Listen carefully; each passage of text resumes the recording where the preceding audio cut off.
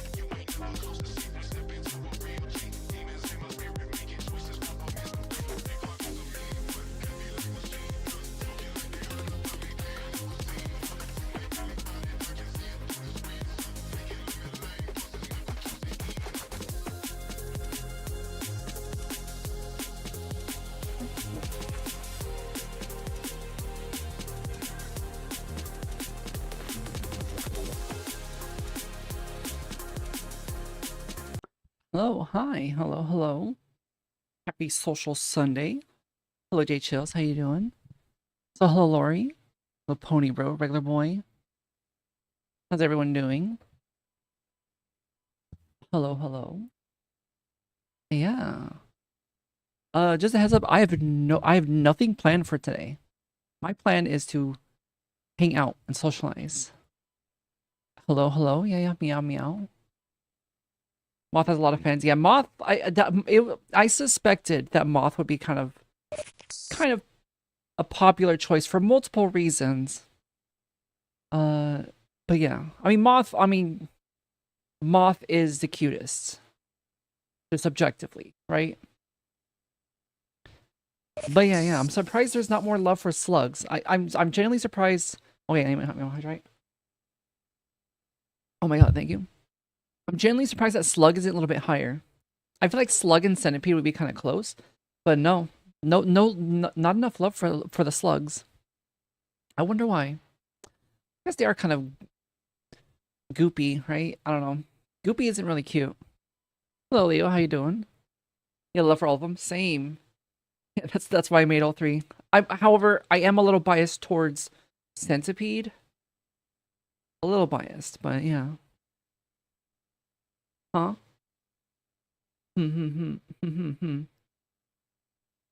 Yeah. I found out slugs are cute. I like slugs, especially like sea slugs. I guess that's different though. When you think of slugs, you don't typically think of sea slug. Um, you think more of like just like regular slug, you know? They only be doing centipede from now on. Based. Nice. Nothing popped today. Looks like a. Let's look at abandonware game. Hey, there is like, abandonware. I'm down. I'm kind of just want to chill today and do random shit on the internet, you know. Centipede girl. True. Yeah, I'm a little biased. I'm gonna throw my screen on. My mini screen. Where's it at? There we go. So you can see what I'm looking at. Abandonware games. I also want to do a little, maybe some dailies today as well. But yeah. We'll see. Mm-hmm.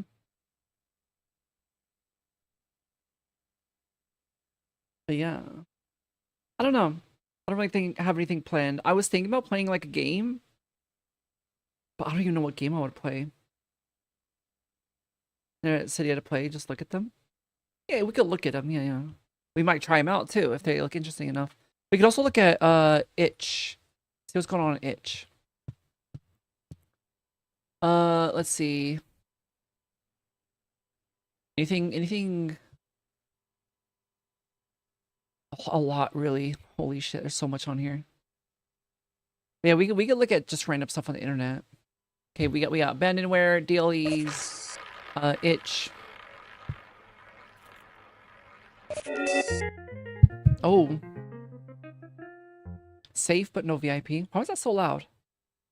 Gardic phone? What is Gardic? I remember you talked about last time. What is Gardic phone?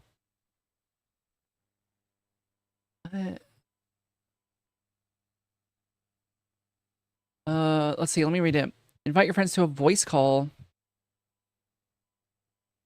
The player must write a quirky sentence. You're gonna receive a I don't understand how this works. Who are these people? We'll leave it there. We'll look at it later. Hey, Gardic phone. Love it. It has a lot of mobile games, does it? I know it has a lot of really cool indie dev games.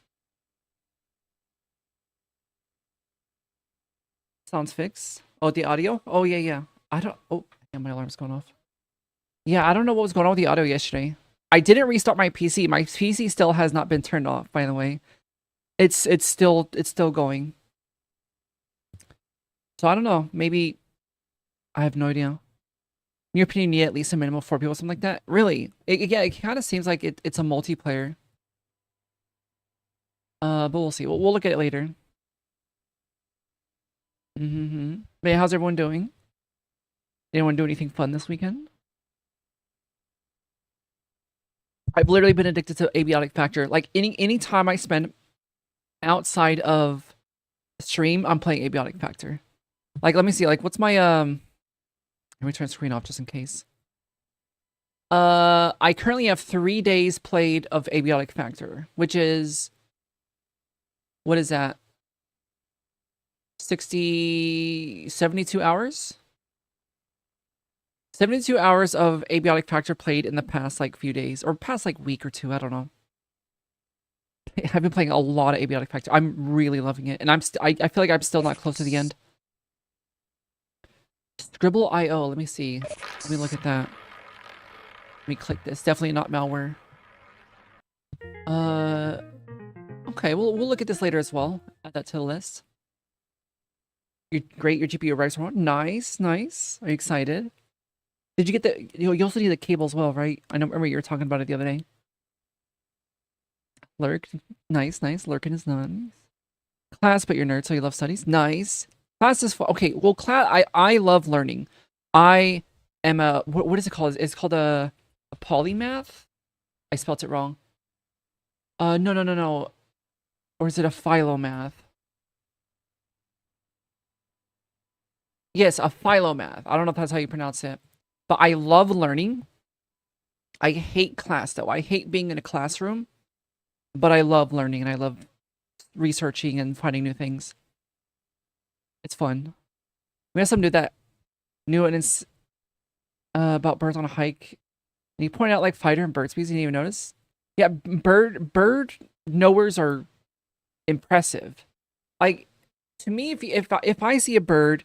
It's like one of like 5 different birds I can think of. Like, and it's crazy to me that there are some people in the world that can look at a bird or like even hear a bird's chirp or like a bird song and be like, oh yeah, that's a red crested a jayhawk that is specific to these regions. It's crazy to me that people have that level of knowledge of birds. It's impressive. I think it's cool.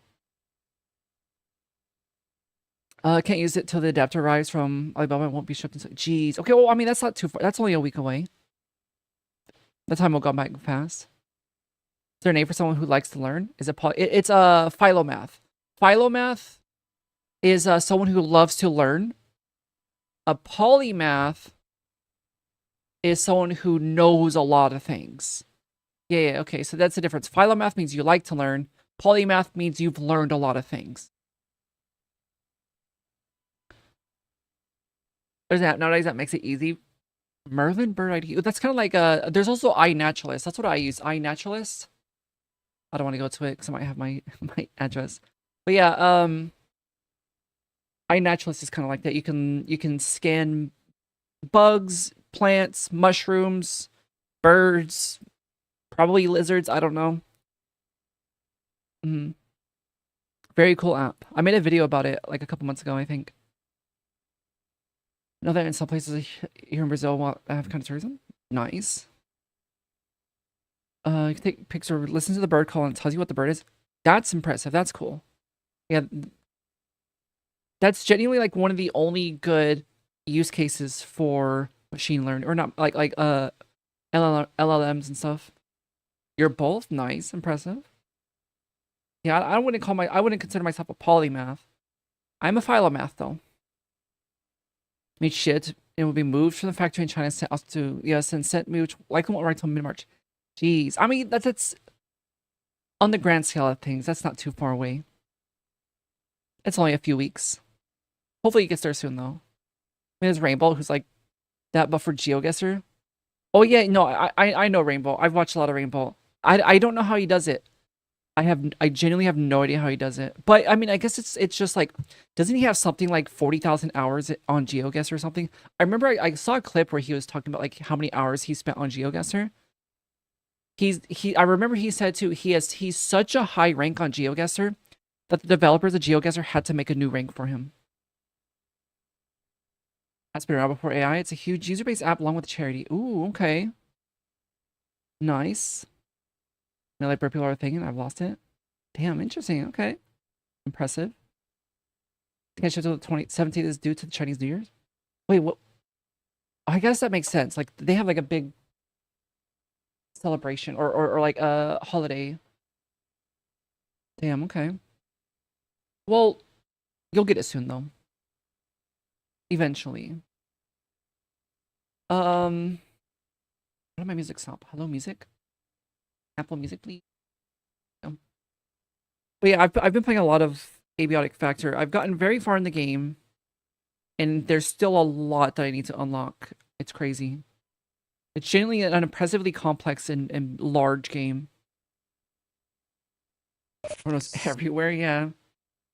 You could do GeoGuessr on the moon, probably. I wouldn't doubt it. I don't know. So I want to talk about the game that we played yesterday. I want to talk about Cruelty Squad.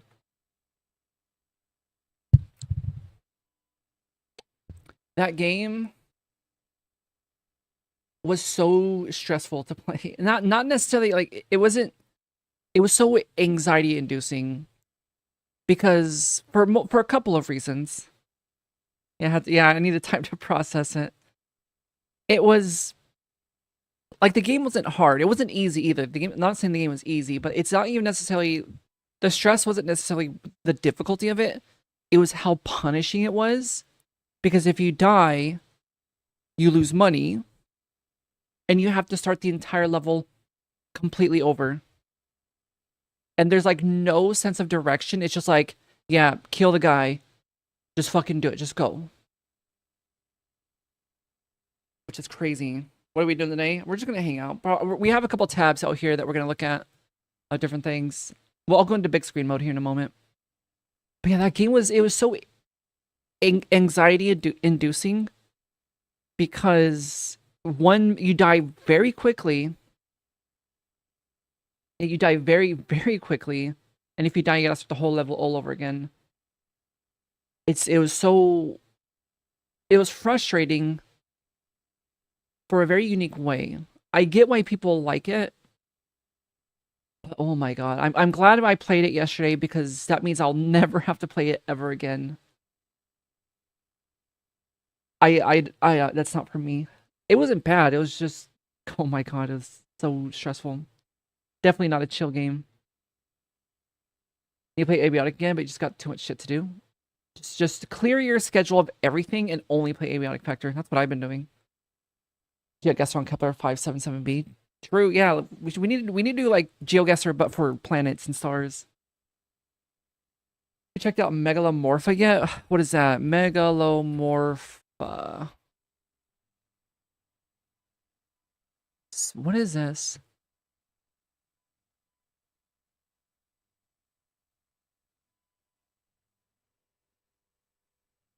What was this?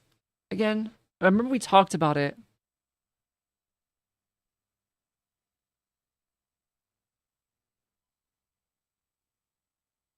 Is it just a spider?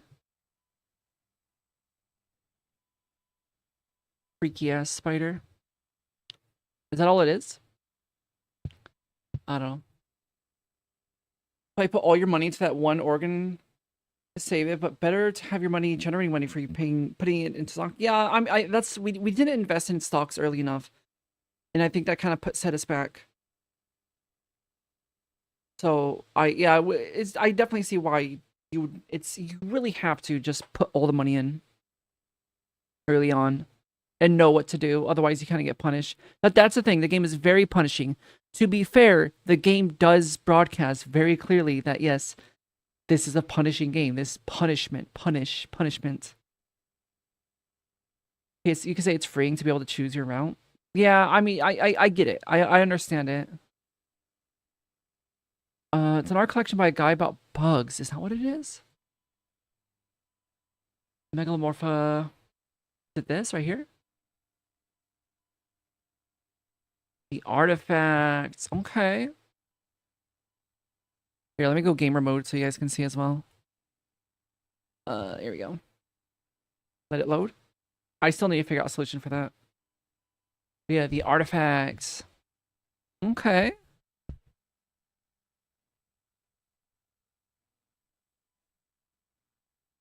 It looks very fake. Obviously it's fake. Obviously it's fake. But I get the idea it's supposed to be realism here. But it is very painfully fake. But it is cool. It looks like it's almost painted on. If it is painted, that's impressive. Look up Sakabambaspis. That sounds like a fucked up name. I'm gonna look it up on the other computer before I pull it up. Sakabambaspis? Oh my god, yeah, I've seen this fucker. Here, let me pull up this guy. Look at this weirdo. Goober. Let's go back here.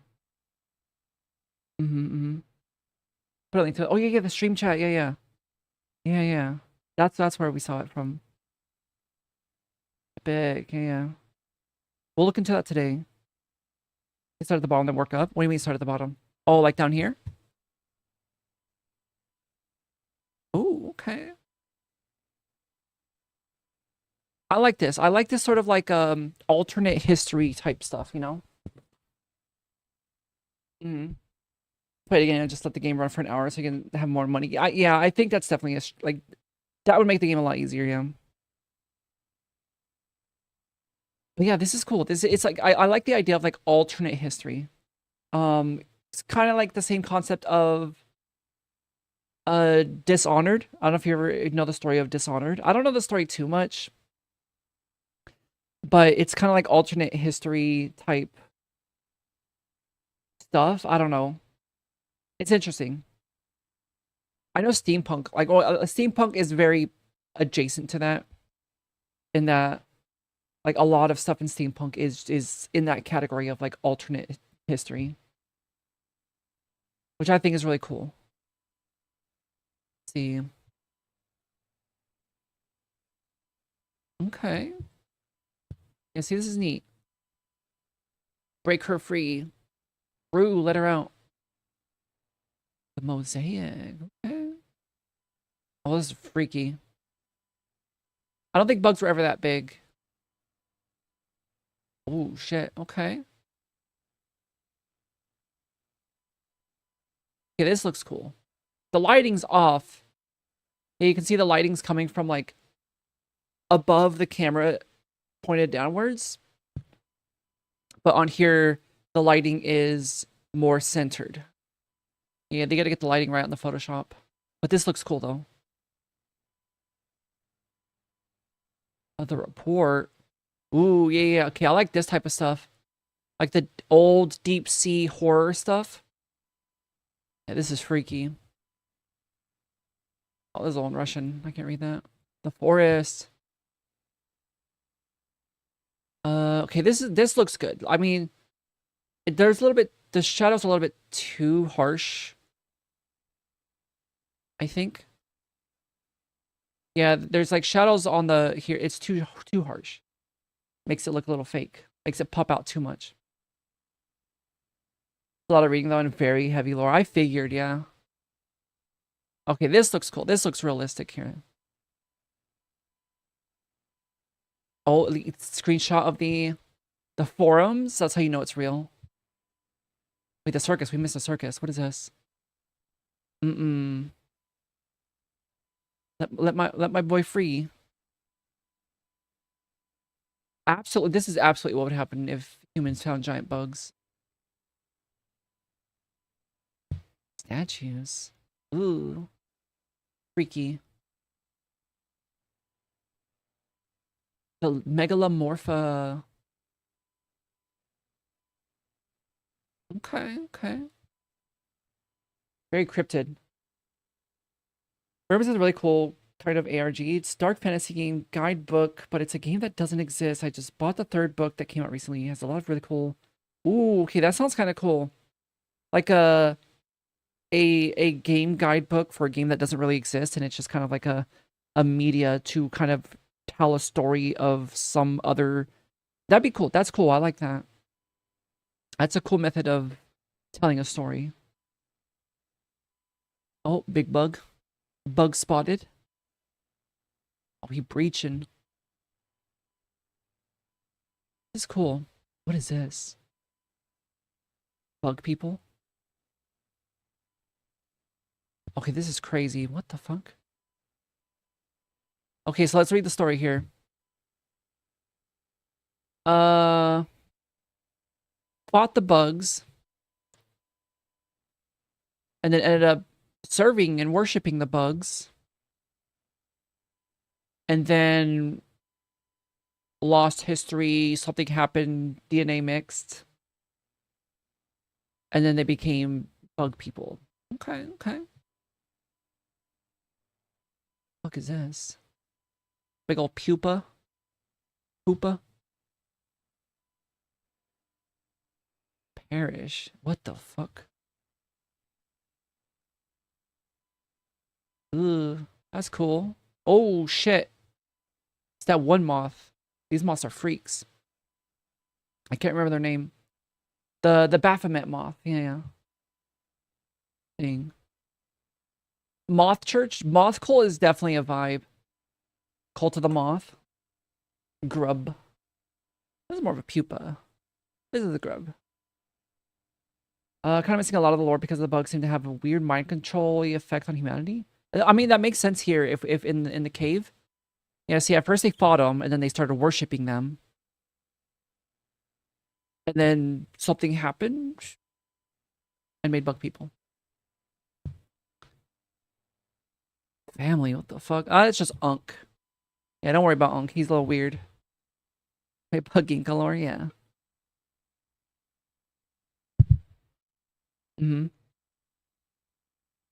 Mothman Cult. Yeah, yeah, exactly. I'm telling you, like, Moth Cult is that I don't know where it originated from, but like there's something because there's also a lot of like creepy pastas. A lot of like there's a lot of like short horror stories about moth cults. Like I don't know what it is about moths and cults, but they go so well together. I don't know what it is. Fallout 76 type shit, yeah. You see the fisherman one, he starts slowly becoming attached and he tries to break open and fuse what the thing said. See, okay, he finds it. Oh, yeah, yeah, I'm not gonna read all that. Interesting. Yeah, I'll read all this later. I'm mostly just looking at the images. This is cool. I like this. Because moths naturally seek light, just like humans seek light. Ooh, that's a good parallel to draw, yeah. Interesting, okay. Interesting. This freak right here. Goofy. Yeah. They got the plushie for it too. Hell yeah. Where were we? Right here. Oh, he talking out your ass? No, I mean like that's a good theory. I don't know what it actually is, but that's a good theory. Or if it's not a theory, it's a good explanation as to why You ever seen Astal and Elden Ring? Yeah. I actually was going to make a video about Astal. Astal? I don't know how to pronounce it. Yeah, I was originally going to make a video about this guy. Because somebody asked about it in one of my comments of one of my videos. And I try to look into the lore of it, and there's just, I don't fucking know. It's crazy. I don't know. I just couldn't find enough information to make any sort of coherent video about it. It's like a falling star base are antlions that slowly grow up to astral. Yeah. The falling star base. I that's the only part that I read was that. Those are like the younger versions. But yeah, for some reason, Astral has a humanoid skull, like an exoskeleton. Yeah, I don't know. I tried doing research into it to try to like find like reasoning and like what the fuck's going on with this thing. I couldn't find anything. The data is not out there yet. And I don't know enough about Elden Ring to really start making assumptions. There's also a Beastier, which has a lot of cool speculative evolution ideas. There's also what was it? All Tomorrows. Yeah, this. I want this book. I can't find it anywhere. I guess I could just buy it online, right? Astal files are still redacted. True. Yeah, unredacted Astal files. But yeah, look at this shit. This shit's weird. You guys are in the way. Can I move you guys? Not really. That's fine. But yeah, this guy's a freak. This guy too? Look at that. Alright, there you go. You can see a little bit better there. These are humans, by the way. These are all humans. That's a human. That's a human. That's a human. This is a human, kinda. This is a human. These are all humans. Lore in a FromSoft game, you've been looking for needle in a haystack. I mean, well, yeah, that's like the whole point of Souls games, is that the lore isn't just outright told. It's like you have to seek it out and put the pieces together, which I think is really interesting. Something the Hotline has so really awesome monster designs built into like normal life setting of pest control. I've watched some people play that game. I still really want to play it. It's on my wish list. I just haven't bought it yet though. I definitely do want to play it at some point though. They look like someone you know? Yeah. Possibly. What is this?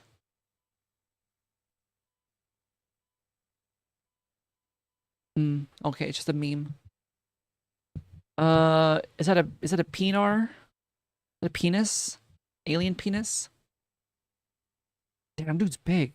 I didn't even realize that. That's like human size. Damn, these guys are huge. What the hell? I guess I never really thought about how big some of these creatures are. Sam Cosme is such a good artist. There's another book he wrote with people called The Cryptozoologicon about speculative biology and various. I think I've seen that one. The Cryptozoologicon. I think I've seen this before. Yeah, Cryptozoologicon. Yeah. I haven't read it. I haven't looked at it, but I've heard of it. Yeah, this stuff is really cool. I'm a big fan of like cryptozoology, speculative biology. Also like I'm also into like body horror. I'm not into body horror, but I think it's really interesting. Stuff like this, like genetic horror, biological horror, body horror type stuff. Like this, but also like speculative biology, cryptozoology. Weird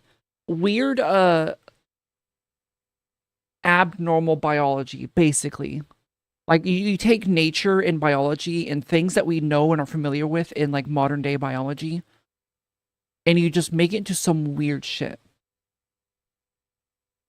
Does a lot, like they like body horror. It's one of my favorite genres of horror, if not by far, like the most, because it's the only real form of horror that upsets me, that can like actually make me feel uncomfortable. It scares me. It disgusts me. And I think that makes it a good genre of horror. Alienist, yeah. The alien weenus. Mimicry makes you scared? Like, what do you mean by mimicry? Like Skinwalker. Ooh, that's also pretty scary. What was it? What's that one guy? The SCP type dude. SCPs. Nope. SCP Foundation. I think it's SCP. No, no, no. It's not a SCP. It might be an SCP as well, but it's the SCP. Is it the Burning Man? What is it? It might be Mandela Catalog. It's used in analog horror a lot.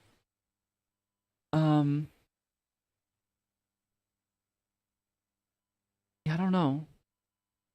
It was it's like one of the scariest ones.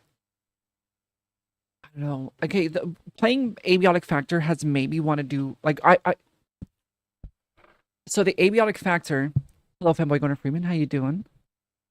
I want Blue Bunny ARG Soul scares you. I haven't seen that one. To watch Scavengers Reign on Netflix. It has a whole like thought out alien ecosystem with some really cool creature designs. I think the Heart Piercer was one of the creepiest things. Like, ooh, that's scary. The Walton Files, you mean? Okay. So yeah, playing Abiotic Factor. I didn't realize this, but this is like Abiotic Factor is literally Half-Life and SCP. It's SCP Half-Life, but a survival game. Because there's like a whole SCP facility in the facility, and you find it, and you start seeing these weird entities and objects and essentially SCPs. And they're called what are they called in the game? They're called IS. I don't know what the IS stands for. Like interstellar specimen or something. I don't know. But it's essentially just SCP. One of your favorite SCPs is SCP-2086. I see SCP-2086. Oh shit. Look at this dude.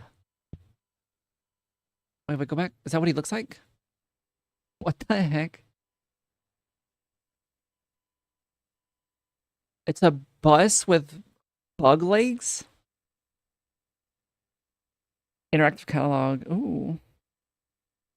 Your control of the game is basically SCP Foundation. I never got that far in control. The game was kind of mid in my opinion, so I didn't get too far into the game. Something about the game was just it was hard for me to play. But yeah, Abiotic Factor. If you like SCP and if you like Half-Life, I think you would like Abiotic Factor. It's really good. It's a little bit. It's not as dark. It's a little bit more on like the sci-fi, a little bit more like humorous side. It's not horror really. There's some horror elements to it, but it's not really spooky, you know. You still listen to a ton of SCP readings when you're big into creepypastas. I used to as well, and I forgot most of it.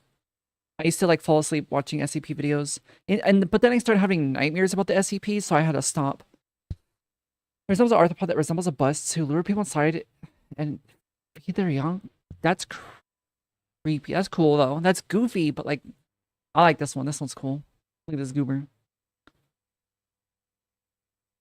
The image specifically. The SCP-106 used to scare the shit out of you. Let's look at it. 106. The old man. Oh, like this? Oh, yeah, that's kind of creepy. Yeah, that's kind of creepy. I'm sorry. I'll put it away. Yeah, this dude's in the SCP games a lot. Should try SCP Containment Breach. We've played that on stream in the past.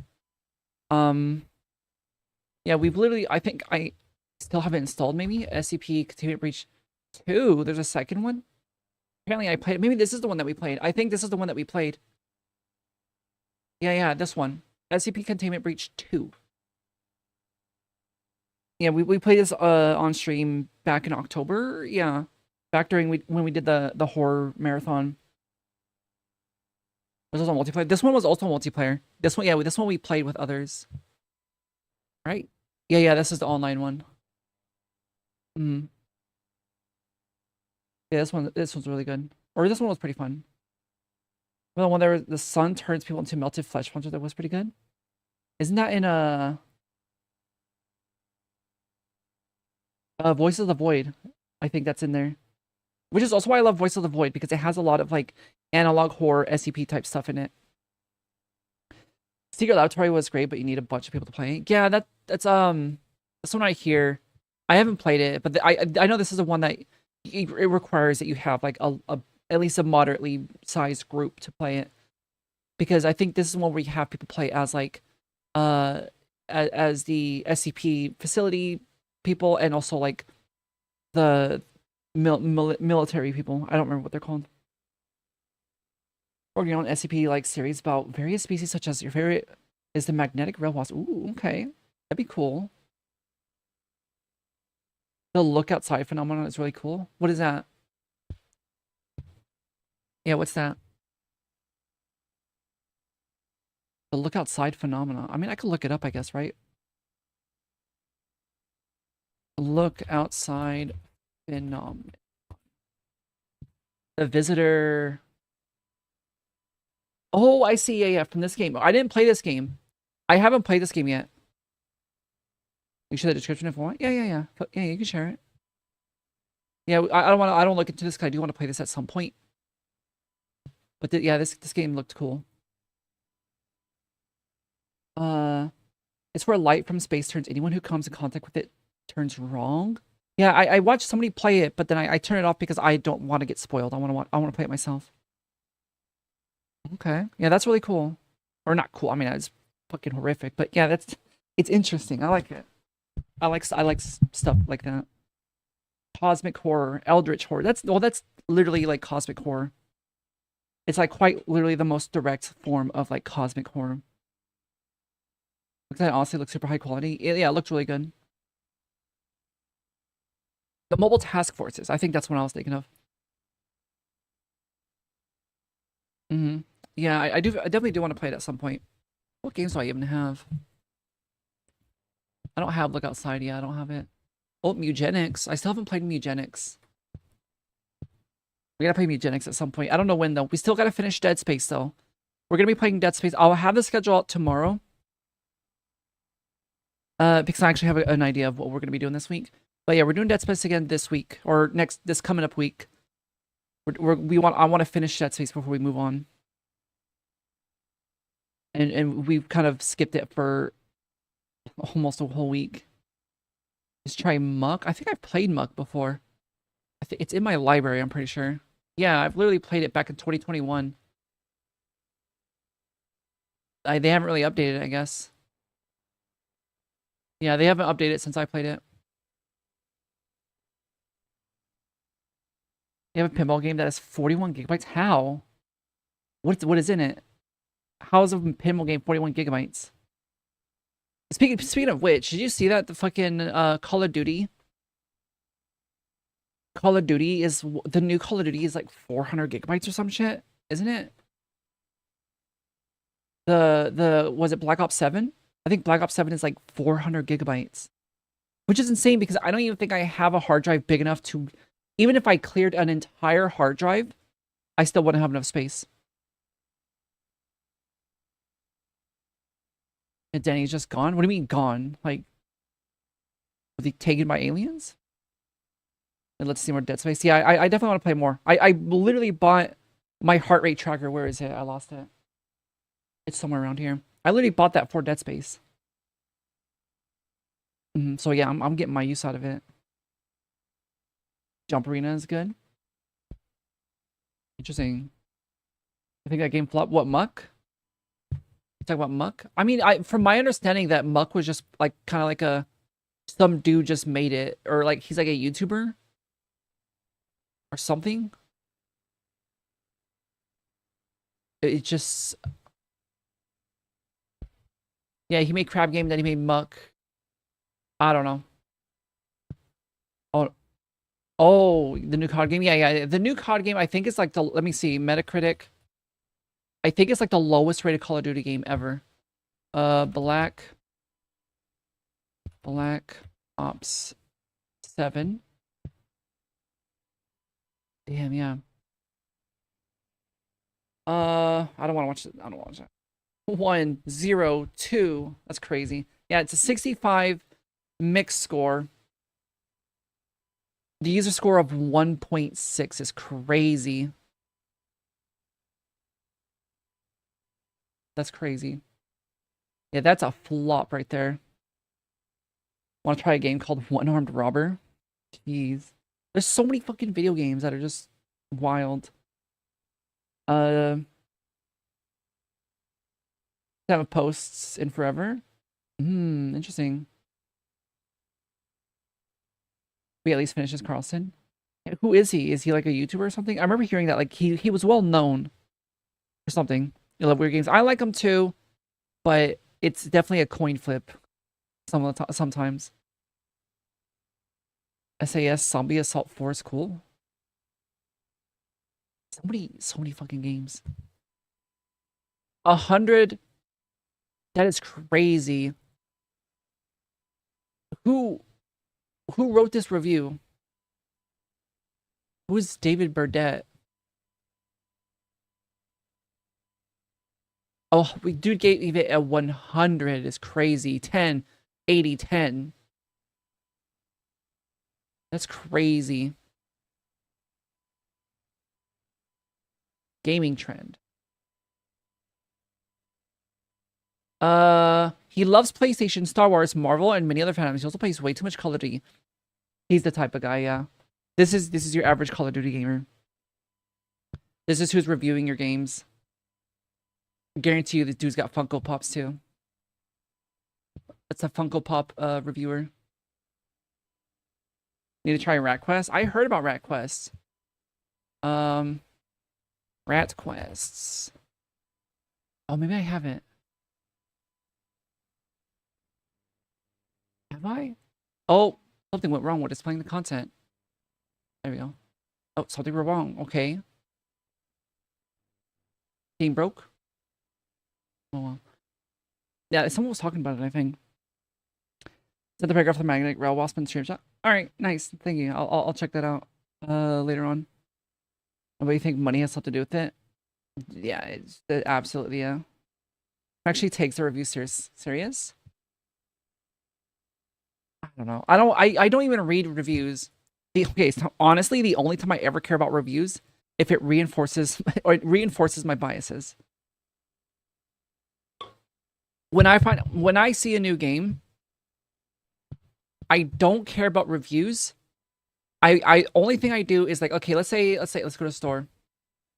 Let's say Crab Game, whatever. I just look at it, and the only thing I'm looking for in reviews, like here, is if it says negative, because if it does say negative, then I just want to check why is it negative. Why is it negative? I just want a general vibe, like, why is it negative? Oh, it's negative because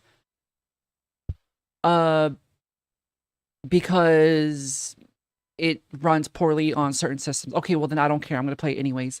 But if it's a negative review, like, oh, the CEO literally said that he likes to eat babies, and also it's the game's $500 actually after you get into the game. Like, if it's like some ridiculous shit that makes it unplayable, then yeah, like, okay, maybe I won't play it. But I don't care about, like, oh, the game, like, the audio was a 7 out of 10, but, like, the visuals are like, I don't give a fuck. I don't care. If it looks interesting, I want to play it. I just want to see if there's any sort of, like, deal breakers in that, like, oh, the game literally doesn't run. Or, oh, the game's literally a virus. Don't play it. Okay, then I won't play it then. If the game's literally a virus, maybe I won't play it. Like, to be honest, yeah, I mean, like, that's the only time I actually care to, like, harp on reviews. As if I'm like, oh, this game's shit. See, look, the reviews even say it's shit. Or like, oh, this game's amazing. Look how good the reviews are. I just use it. I don't care. Like, I don't know. Reviews don't mean anything. It's all subjective. It's literally 100% subjective. There's been many games that I've played in the past. I look at the reviews, and the reviews are, like, negative. I'm like, okay, but I enjoyed the game. So I don't care. I don't care what fucking Joey Johnson fucking thinks about this game. Like, this is not the game for him. If I think the game is interesting, I want to play it. I replay reviews sometimes, but that's it. Yeah, like I said, I'll only read reviews if there's, like, a generally negative. If it's like a lot of negative reviews, I just want to see why they're negative to make sure the game is actually playable. Like, it's popular, it's a good indicator, it would be good. Exactly. At least to some degree. That's why I usually go here. Was it Steam charts? I use this. Let's see. Let's look at Black Ops 7.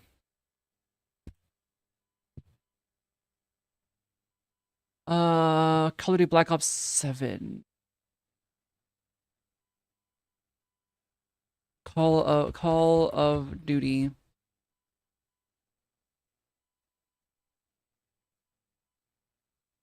Hello? Is it not on? Is it not on here? Oh, I think it's just called Call of Duty now, right? Is it just called Call of Duty? Did they just change it? I literally don't see Black Ops 7 on here. If everyone's saying something is shit, it's probably shit. Exactly, yeah. If it's, that's why I'll always check if it's over, like if it's mostly negative, then I'll check. Can you also send another one under the name Oceanic? Yeah, feel free. Hello, how are you doing? What are we up to? We're just looking, we're just chatting, looking through different tabs of stuff. Currently talking about, I don't care about game reviews. I don't care what gamers have to say about a video game. If a lot of people are playing a game, then it's probably good. But yeah, Black Ops 7 literally isn't on here, so I think it's just this. Which, I mean, all-time peak. This isn't fair, though. They know what they're doing with this. With just making it Call of Duty. Because this also includes all of the most recent Call of Duty games that have come out in the past few years. So this isn't Black Ops 7. This is Black Ops 7, Black Ops 6, Modern Warfare like 3, Cold War. This is like Warzone. This is like all the Call of Duties combined. And they're cheating. Damn, what's that big dip? But yeah, so this is dirty tactics by them. But like let's look at what's a popular game right now? Actually, no, let's look at Deadlock. Not a good game. Actually, it's a good game, but Epic, where is it? Oh, I guess it's still a playtest, so it's not gonna be yeah, it's still like privated. What's another one? It's like a Cruelty Squad. Cruelty Squad. There we go. Yeah, 1,700 people playing. There are niche games for niche players that are good. Exactly, yeah. Like, just because... Yeah. You're right. This game from the Biting Isaac Dead, Mutagenic. Yeah, oh yeah, that's literally like... Let me see, Mutagenics. How many people are playing that right now? Nobody's playing it right now. No, I'm kidding. What the heck? But yeah. 115,000... Or, wait. Yeah, look at that. Look how consistently popular this game is since it came out. Which I think it just came out literally like a week ago, yeah. It started at 100,000 and it is currently at 112,000. Like, it just... This is a sign of a good game. I have not played it yet. I have it installed, ready to go for when I do want to play it. Where is it? But I haven't played it yet. But this is a good sign that a game is good. Now, let's look at High Guard. Oh, wow, maybe not. Maybe this is a good game. Wait, let me look at all time. Yeah, I know. See, this is a sign of a bad game. Jeez. You're addicted to this game, are you? How's it been? I hear nothing but good things. Well, not nothing but good things, but I hear it's a really good game. Say a bit of trigger warning on Oceanic Dread. Okay. Fair. Basically only play single player games. That's valid. I will play single player games sometimes. I don't know. Most of the I don't even know what games I play. What games do I play? I play single player games. I prefer multiplayer games though. I think Cruelty Squad and like Fear and Hunger and niche games. Fear and Hunger especially. Oh no, okay, no. I forget how fucked up Cruelty Squad is. We literally just played it yesterday. That game is so chaotic. It's so anxiety inducing. But yeah, it is very niche. Absolutely. Like, as you can see, the spikes from each update. Let's see, Terraria. All time, let's see. Oh my god, yeah. Update. Final update? Was this the final update? Yeah, this was the final update, wasn't it? The final update. Update. Jeez. You're addicted to Binding of Isaac as well, so basically this dude knows how to trap you into his games. I've never played Binding of Isaac, so I never got sucked into it. I think I played it maybe for like 5. I actually have it on here, let me see. Binding of Isaac. Oh, Rebirth is the one I played. 10 minutes. I played this game for 10 minutes and turned it off. Not because I didn't like it. I got distracted and I just never went back to it. And I've never played the original. So yeah, I never got hooked on it. But I hear it's really good. Highguard issue is that it looks generic. Highguard had a lot of issues. It had a lot of issues.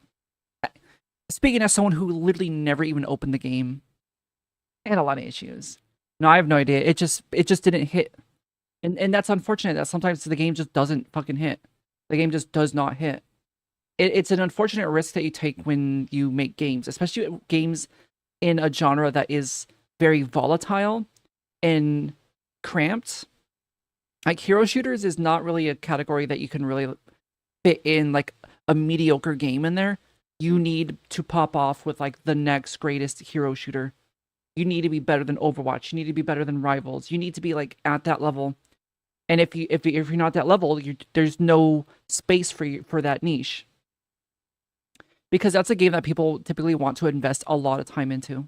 Like same argument goes for like games like World of Warcraft. World of Warcraft, there's no space for another World of Warcraft. The only reason why Final Fantasy XIV is able to exist next to it in at like a similar size is because they fill two completely different niches. World of Warcraft gamers are there for the video game or for the nostalgia. Final Fantasy is more for the community and like the role play and the social aspects of it.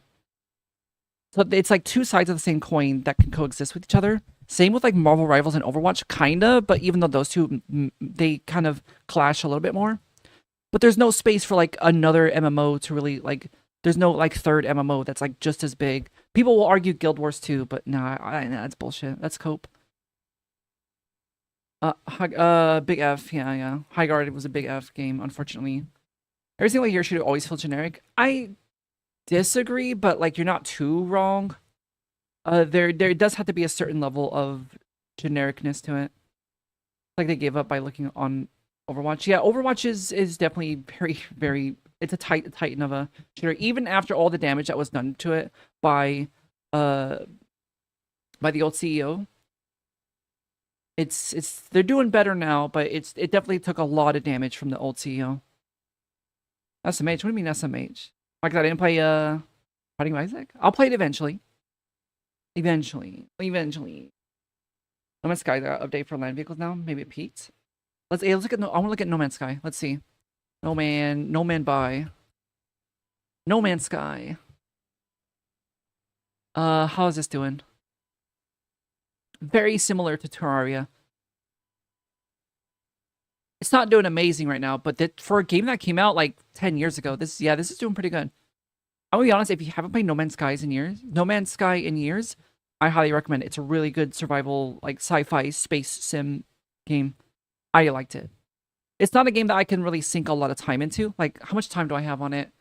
No Man's Sky. Oh, I played on Xbox, I forgot. Yeah, I played the Xbox version. But yeah, look at that. That was a big peak right there. Back last year in August. Look like slop, honestly. Hero shooters is this horrible slop genre, it feels like. It's... Okay, well, think about hero shooters. Like, who plays hero shooters? Hero shooters are actually played by, like, a large portion of gamers. Not the majority of gamers, but there is, like, a big slice of gamers who are playing hero shooters. It is currently the new version of MOBAs. While MOBAs are still technically played, how MOBAs used to kind of dominate the gamer sphere back then. Like when I was younger, MOBAs were the hotness. Hero shooters have taken that spot. So that's a large chunk. And so there's going to be a lot of companies trying to pump a lot of money in to try to take up that slot. And a lot of it is going to be like shareholder slop. Search for Bit didn't really find anything to do then left. Wait, for what game? No Man's Sky? Or Highguard? August supply update where No Man's Sky can build your own ships? Wait, you do that now? What the fuck? Ooh, I need to revisit that then. I didn't know you could do that. People create like flying pizzas. That was one thing I really enjoyed about Starfield. Starfield, I liked that you can build your own ship. However, with mods in Starfield, you can do a lot of really cool stuff with the ships. However, its mods are required, and it doesn't really work on consoles or lower end systems. I understand why Bethesda put in limitations for the shipbuilding. It's because it's like a universal performance across platforms. But there is so much lost potential when by limiting the shipbuilding. But with mods you can unlock that and you could make really cool stuff. Starfield was a really cool concept, but it was they fucked it up by having it be made by Bethesda. Bethesda should not have been the ones to make it. You're not the target audience, so for Highguard? That's fair, yeah. That's valid. It's definitely a particular flavor of gamer, really. Honestly, it's crazy is that like that seems like it'd be something up my alley, but I just didn't care to even check it out. It didn't seem interesting enough for me. Start No Man's Sky ship memes. You will see builds like Thomas the Tank Engine ship. Let me see. No Man's Sky meme ships. Let's see. Shut up, AI. What the fuck? Somebody made... Is that Vegeta? They made Clippy? Oh my god. Yeah, we need to play No Man's Sky. We need to go back. We need to play this game. I think that... What the fuck? They made a Slayer concert. No Man's Sky... What the fuck? There it is. Yeah, Thomas the Tank Engine. No Man's Sky, I think, was one of the first games I was playing on stream. I played when I first started streaming after I stopped playing Dead by Daylight. I played a lot of survival games like this. So I played a lot of No Man's Sky. I played a lot of Ark. I played a lot of various. I played like a lot of games like this. I don't know. Right here, she doesn't. You mean in general? Yeah, that's fair. Yeah. I know what your type of game is. Most multiplayer games feel like too much of a waste of time unless you're playing with friends. It depends. It depends. But if you want to play the game for fun, yes, multiplayer games require friends to have fun. If you want to play to win, then that's where I'm at. I like to play to win.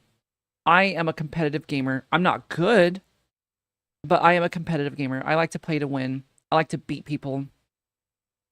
I like coming up on top, you know. I like being top dog. So playing solo works for me. It works for me.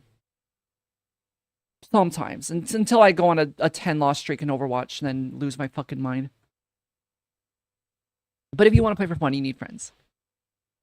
But No Man's Sky was able to have its redemption arc. They can't help but wonder where did they get all the money for it? Didn't they have like a massive Kickstarter? They had the money for it. And they also had a very passionate team. I think that's really the key here. Is they had a very passionate team. And the redemption arc was not fast. It was definitely a slow grind. I think after launch, after their big flop, their big initial flop, they had a small group of people who really put in the time, like in their own out of pocket, in their own time, like put in the grind and effort to make the game better, which is why I kind of commend it and respect it a lot. Because they had passionate devs who knew the vision. They had a vision. They really wanted to make that vision come to fruition. And so they really like put in the work. I think they were just pressured either by themselves or by external source. I don't know. They were pressured to release the game earlier, and I think that's why it flopped. Overwatch matchmaking always have turbo lagged adjusting so you win 10 games and just like using Quadric from its skyrocket you out of your league. The ranked matchmaking has gotten better over time, but it's definitely it can be pretty frustrating. Things single player games feel like they offer a unique experience in one of the biggest. Right, like them similar to watching a TV show or watching a movie. Yeah, that's fair. That's what I'm saying. Like you're playing for a different reason. If you're playing for an experience, you're not playing Overwatch to play for an experience. I mean, maybe somebody is, but that person's a freak. I don't know. But yeah, you don't play Overwatch or like you don't play League of Legends for an experience, unless that experience is crushing your genitals in a fucking hydraulic press. I don't know. Maybe that's the experience you want. Then yeah, then go for it. Play League of Legends. But single player is definitely more of an experience where you're experiencing something at your own pace with your own choices. Whereas like in multiplayer games, and at least in like PvP multiplayer games, it's more of like you're just it's more like traditional sport where it's like you versus an opponent and you're just going at it and see who comes out on top. That completely different experience. I don't think they have a shareholder to deal with either, right? Yeah, I don't think so. Yeah, I think they were fully funded by Kickstarter. Like if they did it, would have gotten a final after like a year or two after release. Yeah, I like I said, I think they kind of lucked out by getting their shit funded, like crowdfunded, so they didn't need shareholders. Which that was a wild era of gaming, where all the games were just being funded on Kickstarter. Honestly, that was still better than shareholders because at least you weren't getting milked, you know? I mean, I guess a lot of people like being milked, I guess. Playing Silent Hill 2 to the experience of feeling overwhelming sadness. Hey, I mean, that's a vibe. That's what some people like. Some people want to cry. Some people like to dwell on trauma. Give me a hot take, but Overwatch shooting feels right. Like in most games, you don't get the feeling again. One thing that Blizzard has, in the past, has done a really good job of doing is feedback. Which feedback, kind of a general term, but feedback being that when the player pushes something or does something, the game feeds back information to the player to make them feel like something was done. They do this really good in World of Warcraft. They do it really good in Diablo. They do it really good in StarCraft. They do it really good in Overwatch, especially Overwatch. When you hit a button, you know, like the audio is perfect. It sounds like you did exactly what you wanted it to do. It's impactful. It's like you push the button and it just feels good to push the button. They have whatever team they have at Blizzard that is responsible for that method of making it feel good to push buttons. That's what's carrying Blizzard. That person or that whatever is carrying Blizzard hard. But it is very, very, very, very important to have in video games. And I feel like a lot of games don't have that done well, or they don't realize that's important. But having the buttons in a video game, what are you doing? You're pushing buttons. Ultimately, that's all you're doing. You're just pushing buttons, you know? That's all you're doing. So what you do is you make those buttons feel good to push. So when you hit your button, when you hit your ultimate in Overwatch, oh, it feels good. It's like, hell yeah, you smack that shit so hard because it feels good to push. Same thing in World of Warcraft. It just feels good to push the buttons in combat. And that's very important. I like slot friend games for multiplayer. I love friend slop. I know friend slop was a term that was created to try to diminish the fun that is had in those games, but friend slop is goated. I nominate friend slop as genre of the year. Friend slop is goated.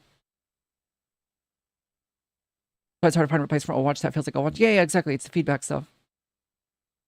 Like how AAA does try to diminish those indie games by calling them friend slops, but dot test. Yeah. Friend slop's good. Friend slop, go. Feels good until 5,000 sweats fucking up. But I mean, some people are into that. And so many hours into the company, it's just a great way to like keep on with people and stuff. What's funny is that in I used to lead a guild in World of Warcraft, and not always, but often we would use the Lethal Company as a way for people to just play a game and hang out and chill together without playing World of Warcraft. So yeah, you're absolutely right. Lethal Company is a really good way to just hang out with some friends and be goofy and do something, you know. Friend slop is great, which I think that's why a lot of people don't see the beauty of that, of just being able to sit with friends and just kind of fuck around, you know.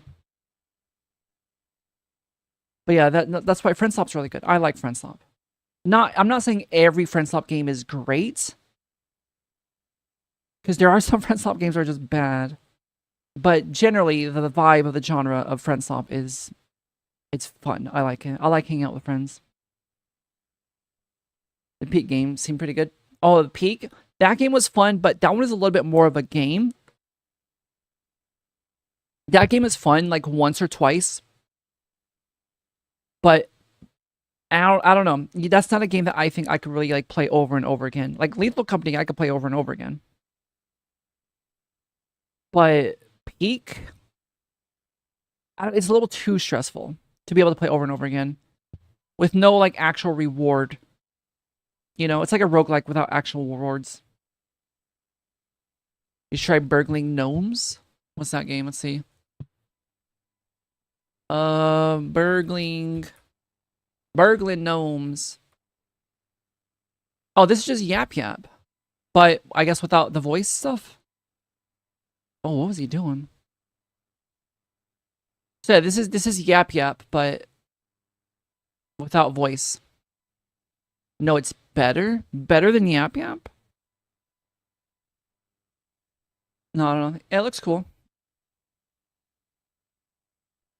Oh yeah, right here. It's similar to Yap Yap. Let's get rowdy. Hello, Earthmiss. How you doing? Howdy. And he's at the same level. Yeah, it looks fun. Wait, is it 1v4? Hang on. Along come about bring the house, blah, blah, blah, blah, blah. Or is this an AI? Is the big dude AI? Or is that a player? Just watch the trailer? I did. Yes. Big dude is AI. Oh, it'd be so much more fun if it was a player. Smoking gnomes? Okay. Oh my god. Alright. So it's... Okay.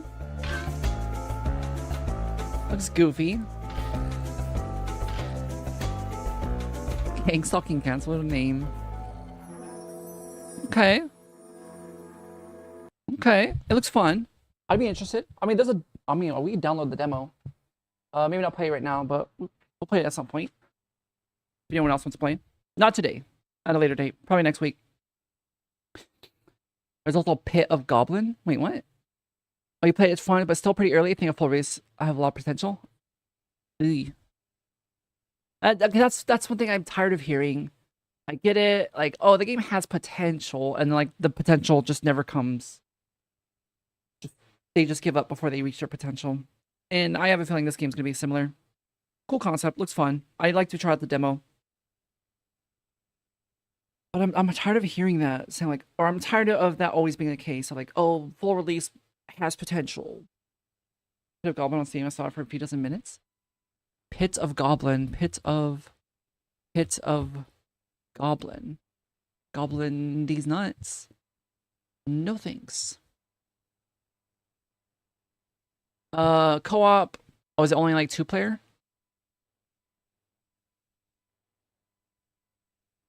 Oh no, it's multiplayer. Go to back and find food. Feed King Queen. Wait, the King Queen? Or King and Queen? 1, 2, okay. Yeah, it looks pretty neat. It's $1. I'll add it to my wish list. It's $1. Right now it's $1. But yeah, it looks pretty neat. I'm interested. I like the way it looks. We'll check it out at some point, maybe, possibly. Oh my goodness. There's also Cairn. We never played Cairn. I downloaded it, but I never played it.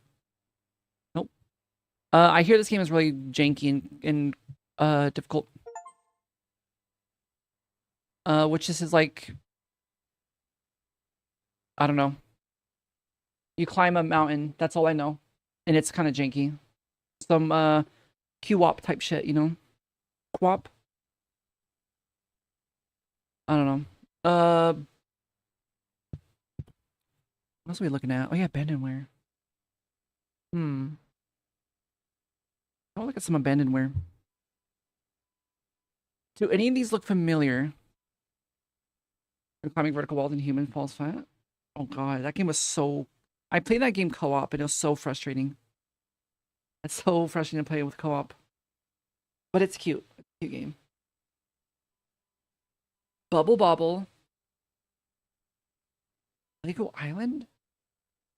Wait, Dig Dug is abandonware? What the hell?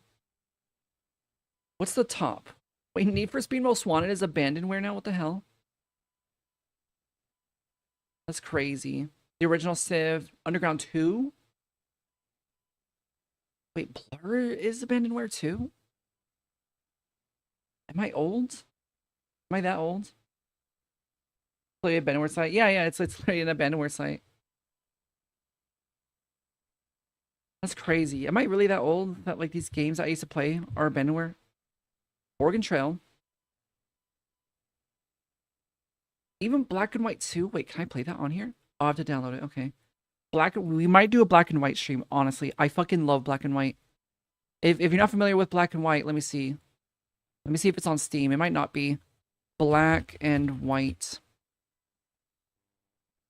That is not the game I'm thinking of.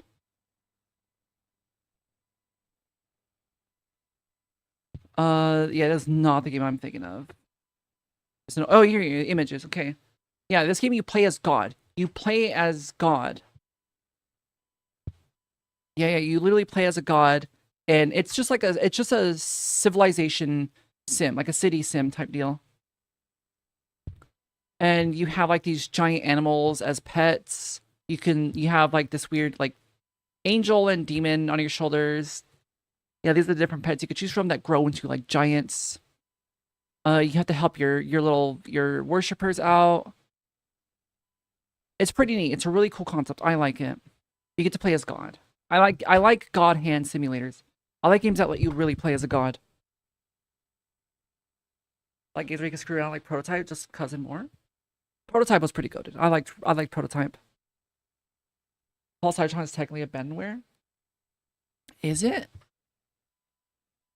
Fall of Cybertron. It is. Holy shit. That's crazy.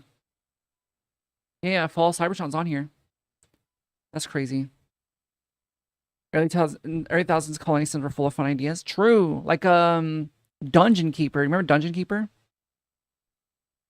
Dungeon Keeper. What is this fucking name? Holy shit, what a name. Oh my god. I don't even want to. Jeez. Oh, you like Black and White first game? Yeah, the first one was really good. The second one was also really good. And then Peter Molyneux went fucking crazy and sold the world a giant digital cube. NOLF is Abandonware as well, which also saddens me. No One Lives Forever. Let's see. No One Lives Forever. What is that game? Oh, I've never seen this game. Interesting. Never heard of it. Black Mesa's on sale for $4 right now. Is it really? Wait, I think I have Black Mesa already. Black Mesa. Yeah. I already have it. Epic. He's apparently a big part of Connect. I remember there was a Fable Connect. I think it's Fable Journey. Yeah, Fable the Journey. This game was it was supposed to be a launch title with the Xbox 360 Connect, where it was Fable, but you are the guy, you are fabling, you are doing the stuff. But apparently it was pretty shit. Give me that one demo of a real boy. Wait, did he really? Milo? Connect Milo. Oh yeah, he did do Milo. Yeah, Peter Molyneux I didn't know he did Project Milo. This was weird. For those who don't know, Project Milo was a tech demo of the Xbox 360 Connect, where the entire concept is that you can hang out with a little boy on like some weird island, and you can interact with him and talk to him and become friends with him. Designed by Mr. Peter Molyneux himself. Is he in the files? Possibly. But yeah, this even at the time, I was like, this is weird. Like, well, who fucking wants this? But it was just a tech demo. Yeah, it was tech demo showcase the capabilities, and it was not released. They did say they were going to release it, but they never did. Yeah, freaky ass idea. Like comedy version of 007. Ooh, okay, yeah. I was never really into like the 007 stuff, other than like GoldenEye and Agent Under Fire. Other than that, I never really cared for those types of games. But it looks cool though. It looks interesting.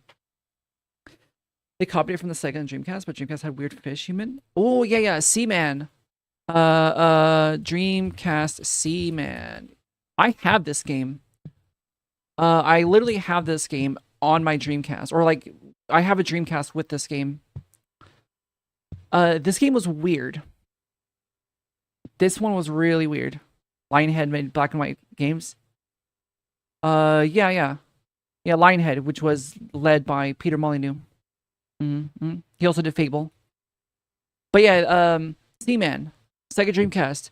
The whole point of the game is that you have this little microphone on the top of your Dreamcast controller, and you have to like give voice commands to Seaman. What the fuck is this? Why did someone 3D print this shit? Whoa, that's weird. That's cool, but weird. But yeah, Seaman is what it was called. There's a later demo they showed off where he had actual gameplay, but it was really ass. Jeez, yeah, I figure. I don't know. Peter Molyneux is somebody needs to check his computer. I don't know. Investigate that man. Oh, I'm out of water. What if that one person who makes flashlights did a Seaman one? Probably not. We're talking about M. Lazary on Instagram. Dude's goated. Turn away for a few minutes and we're discussing Seaman. Yeah, Seaman. Have you not played Seaman? On the Sega Dreamcast? I have this, but I don't have the microphone that goes with it. So I can't play it. But yeah, it requires a microphone to play. It's required. Sorry when you were a kid, but never played it. Yeah, I have it. I have a Dreamcast on my coffee table right now. I have a copy of Seaman somewhere. It's somewhere with all my discs. I don't know where my discs are. Seaman and Become. Yeah. Seaman and Become. You see the man and you become. But yeah, there's a lot of good. There's also like Hey You Pikachu. Where is it? Hey You Pikachu. Which so I played this game as a kid. As a kid, I was obsessed with Pokemon as a kid. I've said that many times on here. I was obsessed with Pokemon. I loved Pokemon, and when this game came out, I didn't have a Nintendo 64 when this game came out. But at the time, you can go to Hollywood Video and you can rent a Nintendo 64. I rented a Nintendo 64 just so I can play this game. And I also rented the microphone that is required for it. Where was it? Yeah, this microphone here. I rented the microphone. I rented the console, and I rented this game because I really want to play it. It was me sitting there screaming into the fucking microphone. I'm sitting there calling Pikachu a fucking idiot because he would not listen at all. He was such a little bitch. It was one of the most frustrating experiences I ever had in gaming. I was trying to get this little fuck to do anything. This was such a frustrating game. I was like screaming into the fucking microphone. Like, please, just fucking get the ball. Pikachu, please. I want to kill you. I want to kill Pikachu. I want to shoot him with a fucking gun. This is where my Pikachu hatred started. Was here.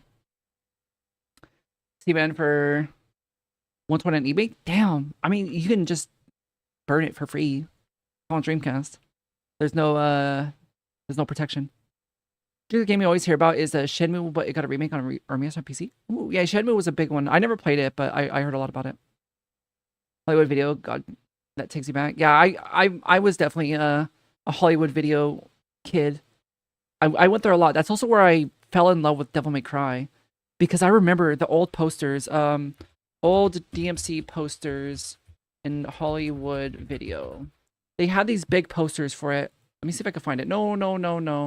No. Fucking bullshit ass shit. DMC poster. Hollywood Video in like the fucking 90s images. There we go. No. What? Not the 90s. What year was it? This was like 2001, was it not? 2000s. I don't know. Not 2009. 2000s. Not 2009. That's not the 9 button. There we go. Run DMC, apparently. I don't fucking know. They had these really cool posters. I guess just do that. Take that out. They don't have it. Where the fuck is it? Was it this one? Yeah, it was these posters. They had these posters all over Hollywood Video, like in the front. And I saw this. I saw this poster. And I was like, holy shit. I need this game. I required... Wait, what the fuck? Hang on. What is this poster? Hold up. You might need to play Tekken. Hang on. What the fuck? With the Modelo in the background? That's crazy. But no. That poster, where was it? I immediately fell in love with this game after I saw this poster. I was like, yep, this is my game. This is where I become a goth kid and become edgy. This is it. This is where it started. I fell in love with Devil May Cry immediately. And I played it and I was like, holy shit, this game's even better than I thought. The GameCube had mic games as well. There was even Mario Party games with that voice. Really? GameCube. I had a GameCube. I had a lot of GameCube games. GameCube games that use a mic. I don't remember playing any of them though. Oh, it was literally just Mario Party, Chibi Robo, which I never played, and Odama, like the president. Yeah, no, I never played any of these games. Oh wait, no, I've seen clips of people playing this. Okay, yeah, I never had this. Fuck yes. Yeah, I never had it. I've seen clips of people doing it though. You see Acclaim. I fucking love Devil May Cry. As you can see from my, where is it? Where's my button? Give it a second. I got it up there, right above my head. Yep. Hell yeah.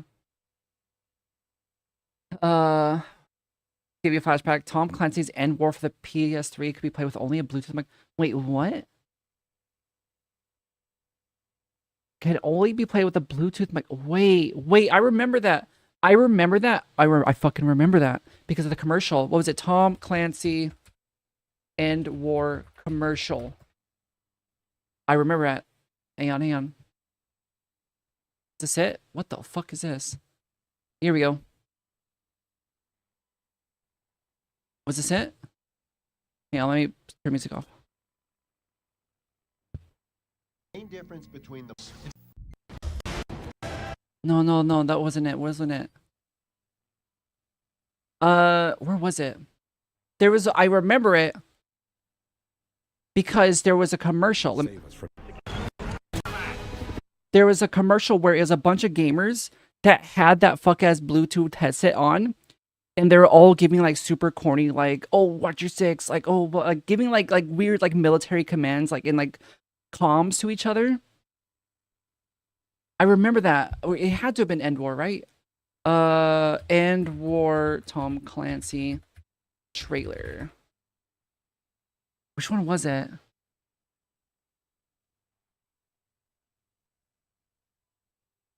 Which one was it? I don't remember. Maybe it wasn't End War. But yeah, I remember that. Where are we? Right here. I remember the commercial. It might have been End War 2. I don't know. It was one of the Tom Clancy games though, and they were giving super corny comms to each other. And I was like, who the fuck plays games like this? Such a corny ass commercial. Like President's Crazy. What, is that not his name? Like the commentary E3 trailers would have back then? Oh yeah, that fuck has Bluetooth, but the whole game could be played with just the mic. Wait, it could be played with the mic? What the hell? I thought you just talked to each other. I don't know. Might need to add mic somewhere to that search. Oh, maybe yeah. Tom Clancy mic game trailer, or just mic game. And war. Oh fuck it, whatever. Mic. Pro phone. Offers the player a voice interface. Instead of control the game via mouse and keyboard, the player may optionally issue commands using a microphone. Oh, maybe this was a different game. I don't remember this. There's another game where they had a specific headset for the game. And I just remember them having like goofy ass corny comms with each other. I gotta find it. Jackbox games. What about Jackbox games? You know, I don't think I've ever played Jackbox games. Some people group playing PUBG and they were using compass numbers to single enemy spots. They had 235. I mean, I've done that before. When I've played like when I've played extraction games. Yeah. I've done that before. That's a little bit, that makes more sense because there's actually a compass in the game where you can actually check it. What you're saying, the game is controlled with the mic with not much button input. That's crazy. That's a crazy gimmick. You know what? Honestly, bring that back. Bring back Unreal Engine 3 is crazy. Bring back crazy, goofy peripherals. Like weird game peripherals. I spelled it wrong. Yeah, just tell me this. Yeah, Power Glove. We know about the Power Glove. Oh yeah, the slime controller. Isn't this banned in like fighting tournaments? I'm pretty sure this is also really expensive, but I'm pretty sure this one is banned in fighting tournaments. The slime controller. Because it like something about it made like doing certain combos really easy. Just think the game. Oh, just beat P1 like 4 times in a row without dying. It still don't get P rank a single time. Exactly, it's tedious. On stream, there's a free demo for every Jackbox team. What is? I don't even. What is Jackbox even? I don't even know what it is. I hear about it. I've heard a lot, but I never played it. Power Glove. Honestly, if you don't know about this, it's kind of interesting, but I've heard about this for decades. It's been around forever. It's literally just a controller on a glove. That's literally all it is. It's just a controller on a glove. That's all it is. Game Bike. Wait, what? The fuck is the Game Bike? I don't remember the Game Bike. Hang on, Game Bike. PS2. What the hell's the Game Bike? Can I have a picture of it, please?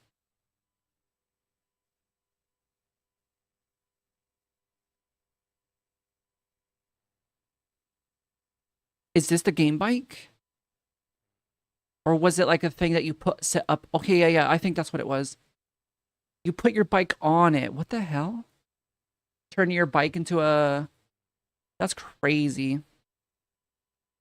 Oh my god.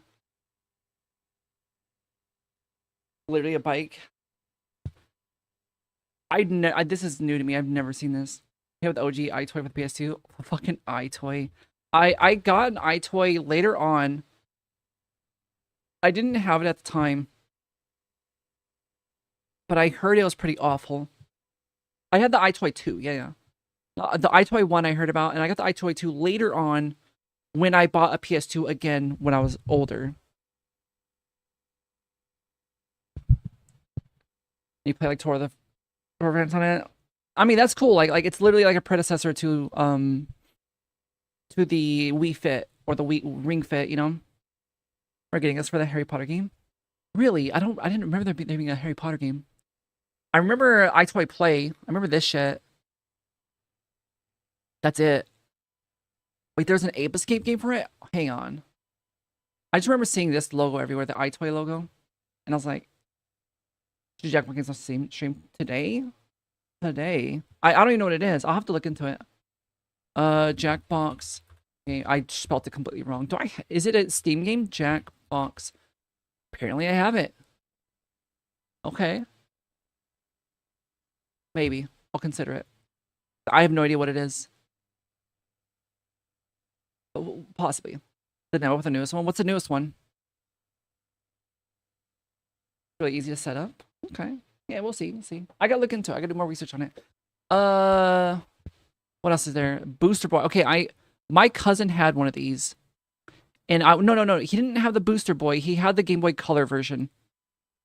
It was a Game Boy Color version on this, so it wasn't as bulky. Holy shit, that's bulky. This thing was already massive. So for them to add even more girth to it is crazy. But yeah, my cousin had like the Game Boy Color version of this, and I was always jealous. But he was an only child, and he got everything. He was spoiled. The Wii Speak. I don't remember this. The Wii Speak? Just like a big microphone? That's crazy. I remember the Nintendo Labo. The Nintendo Labia. Yeah. I heard this was actually kind of cool, but it was a huge flop just because there's not really a big market for this type of stuff. But I heard it was actually really cool. So my music, I can turn back on. But yeah, I heard it was cool. It looks cool, but like, who's buying this shit? It was too expensive for some cardboard. It was just way too expensive. I think the idea of it was that it was cheaper because it's made out of cardboard, but ultimately it was still overpriced for it being cardboard. So I don't know. It tried to hit a market and then completely failed. Game Gear TV tuner. This is crazy. But I mean, this. Wait, I have a Game Gear. Wait, can I buy a TV tuner for my Game Gear? I have a Sega Game Gear. It's in a box somewhere. But yeah, I have one of these. Okay. Yeah, let's watch some satellite TV. It says satellite. I don't think it's actually satellite. Oh yeah, that's epic. Yeah, we can watch TV on the Game Gear. Oh, the Kinect, the classic. My Xbox 360 that I bought as an adult came with one of these. The Turbo Express also had an antenna for the TV. Did it really? I think it lasts like 2 seconds on battery for the Game Gear. Okay, not even. So my Game Gear, I've put batteries in. Do you know how many batteries a Game Gear takes? It's like 16 batteries. I mean, not 16. It takes 8 batteries. It's 4 batteries on each side. It takes 8 AA batteries. Do you know how long that lasts? Like 30 minutes. It's like 30 minutes. It is crazy how inefficient this thing is. You have to play with it plugged into the wall. Like, it does have a DC adapter, like right here. You can just plug it into the wall. But the batteries, if you put batteries on this thing, especially with this thing, yeah, you're getting like 20 minutes max of viewing time. Not so fun fact, the Bobbit worm is named after Lorena Bobbitt. Damn, okay. Honestly, I would be honored to have a vicious, mean bug named after me. TurboGrafx was a portable PC engine. TurboGrafx only played Hue cards. Interesting. Okay. Might be a reason Game Boy later won that. Yeah. Game Boy definitely had way better battery life. I remember my original. I had an original Game Boy, like one of these guys. Or was it one of these guys? Not the whole box, not the whole Booster Boy, but I had the actual like thing itself. The Game Boy, and it was the batteries were pretty decent on it, I remember. Do I know what she did? What did she do? Did she snap a fish in half? That's which is why the Game Boy was superior option. Only had 4 batteries and lasts for hours. Interesting. Okay. Yeah. I remember the original Game Boy was pretty good. Game Boy Pocket was 2 AA's and lasted so long. I remember the Game Boy Pocket, or I had the Game Boy Color. I never had the Game Boy Pocket. I had the Game Boy Color, which that alone lasted a really long time compared to like the Game Gear. I miss my Game Boy. I lost my game. I think I gave it away to somebody. I had my original Game Boy Color from when I was a kid, but I think I gave it to somebody. Wait, what the fuck? There's a Katana controller? What the fuck? Okay, this is sick. I want this. What console was this? This had to have been like the Wii or something, right? The PlayStation? Oh my god. That's sick. I want a Katana controller. I want the Katana controller and the chainsaw controller. Is that on here? Did he even include the chainsaw controller? Cringe list. Onimusha 3 Demon Siege Katana controller. Katana. It's technically Katana. But yeah. This is sick. Katana. I was surprised we haven't seen it. Yeah, that's what I'm saying. This is kind of a cringe list. It doesn't have the fucking chainsaw. I looked into buying one of the chainsaw controllers for the GameCube. I found one on eBay that I was going to buy it, but it was like $300. I ended up not getting it. I still want to get one eventually. They're kind of hard to come by. I'm glad I didn't buy it because at the time I was thinking about buying it for someone as a gift. I'm glad I never did it though. Because then I would have wasted that money and given it to someone else. Google the GameCube PSO controller. Oh, I know that one. I know which one it is. GameCube PSO controller. It's a big keyboard. Yeah. I saw one of these in a GameStop a few years ago. I think during the pandemic, I saw one of these for sale, used. And I wanted to buy it, and I didn't. But, oh my god, I want this controller so bad. $300. I'm willing to drop $300 on this. Absolutely. We're gonna play Smash Melee with one of them. I've heard that. I've heard of that. But fuck yeah, I want this. And it's got the fucking Kana characters. It's got the Hiragana. Oh my god. Absolutely. I need this. I need this. We're starting a new dono goal for a fucking keyboard controller. This is sick. If I can find a way to get this to work on my PC, absolutely. I will be playing all my games on this. This is sick. I want this.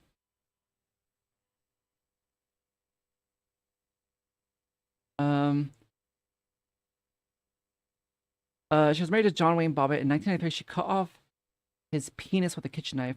Like, ooh, so she did snap a fish in half. Okay. Keyboard. Google Dragon Quest 10 keyboard. Oh wait, Dragon Quest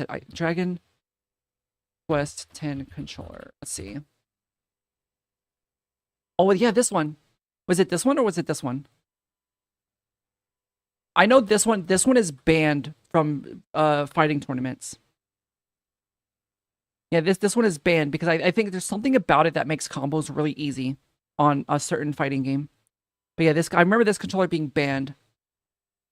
But what a goofy ass controller. There's a standalone keyboard for the Dreamcast that has Hiragana. Let's see, hang on. Click on it. Oh my god, I want this. Here, let me pull it up on stream. I want this. Oh my god, I want this. Look at it. It's a Dreamcast Hello Kitty Hiragana keyboard. Hell yeah. Rarity score 56. User score 5. Why is it so low? It's a Hello Kitty Hiragana keyboard. Didn't the Dreamcast have a keyboard as well? Like for Typing of the Dead? Yeah. Apparently there's been a few of them. I didn't know about this Hello Kitty. There is a Hello Kitty Dreamcast. There is a Hello Kitty Dreamcast that I want, and I need it. Images, yeah. I need this. I need it. And it comes with the keyboard too? Oh my fucking god, we need this. I need to get this. Wait, they have a green one. Oh my god. They have a fucking green... $700 is crazy. I want this. Kind of want the pink one though, actually. Hell yeah. I need this. Oh god. I need it. Dragon Quest 10 keyboard, not controller. Oh, keyboard. Let's see. Keyboard. How do I type on a keyboard? Keyboard. What the fuck? Okay, this is kind of sick. Wait. This one right here. Okay, it's got the little slime arrows. Alright, pull up to the keyboard function with this. Okay. This is swag right here. This is prestige. You miss crystal see-through plastic and tech? I do too. I remember when I was a kid and I had the original Xbox and my dad me and my dad modded the case and replaced it with it was a see-through case for the original Xbox with black lights in it. It was a purple see-through with black lights in it. It was awesome. I fucking loved it. I miss when technology actually looked cool.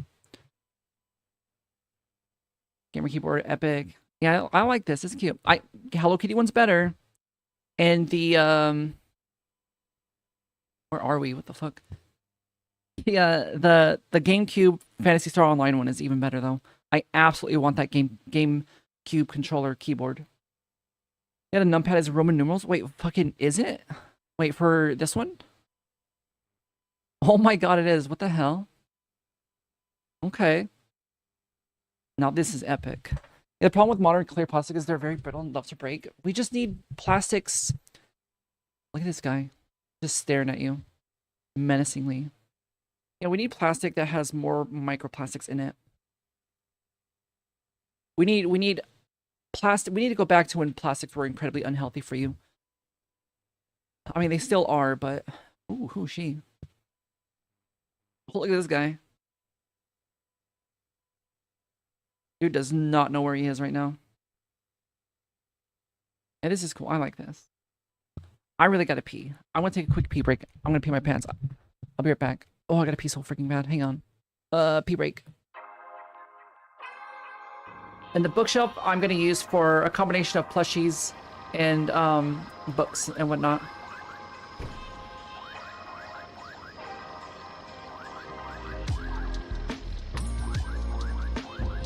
Hello?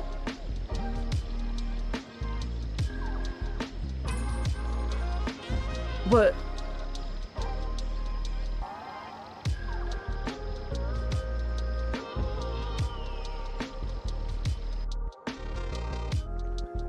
Some women are easy to please.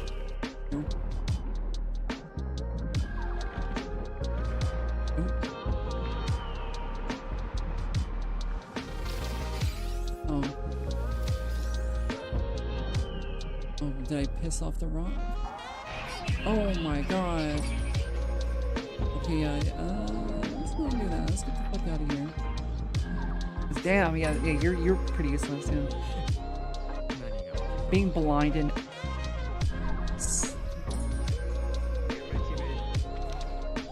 here, how can I drop stuff? I have an extra rock. Do you want a rock?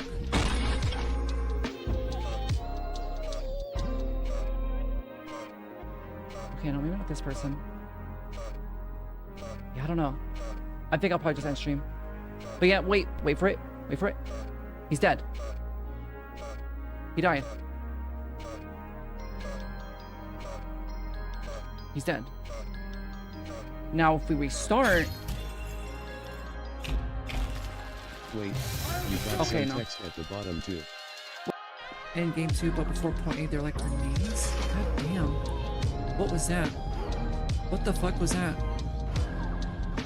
Was that not already open? Or closed, I mean? That was weird. Oh, man. Hey, they broke my drive.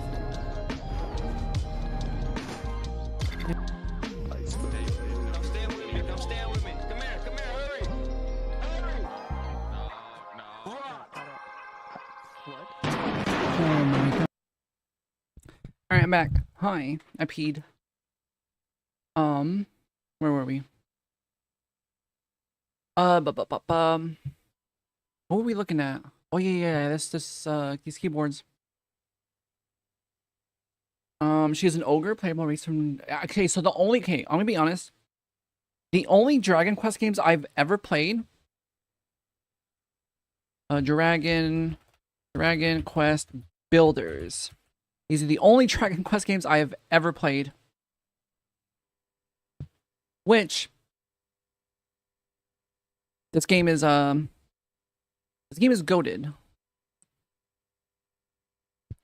Oh wait, I'm not in gamer mode. Hang on. This game, or all of them, I played the first one and the second one. I don't know if there's a third one. Is there a third one? There is. Okay. Wait, maybe not. No, that's fake. Okay, it's just speculated. Okay. So I played the first two. I loved these games. It's I don't really know how to explain it. It's an RPG, but also with like a survival building crafter type thing. No 3 yet, unfortunate. But yeah, this game is sick. Yeah, here we go. Because it's like, imagine like Stardew Valley Minecraft, but like it's like a story-driven RPG. It's sick. I like it.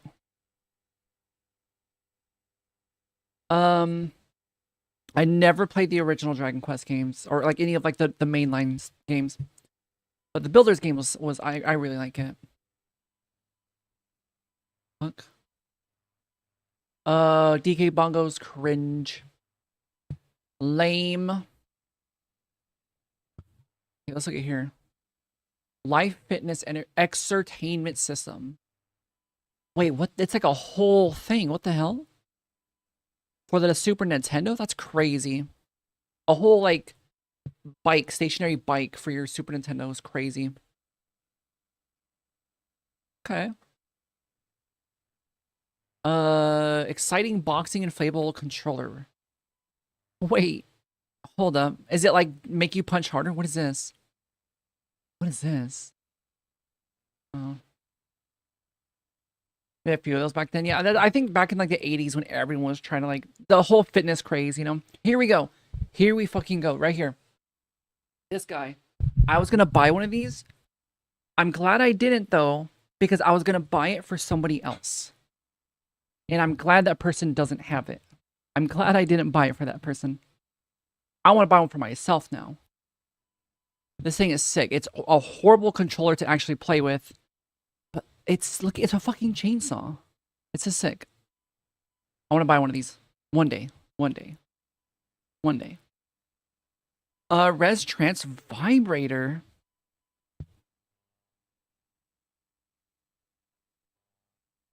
Huh?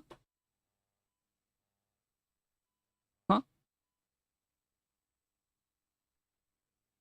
Huh? What is it for? What do you, what is this? Where does this go? Where do you put this? Gamers have needs, I guess. That reminds me of, this reminds me back on the, okay, I don't know if you guys remember. When I was like a teenager in the Xbox 360 or the Xbox Live Arcade. Do you remember the Xbox Live Arcade? Xbox Live Arcade. Do you remember this when this came out?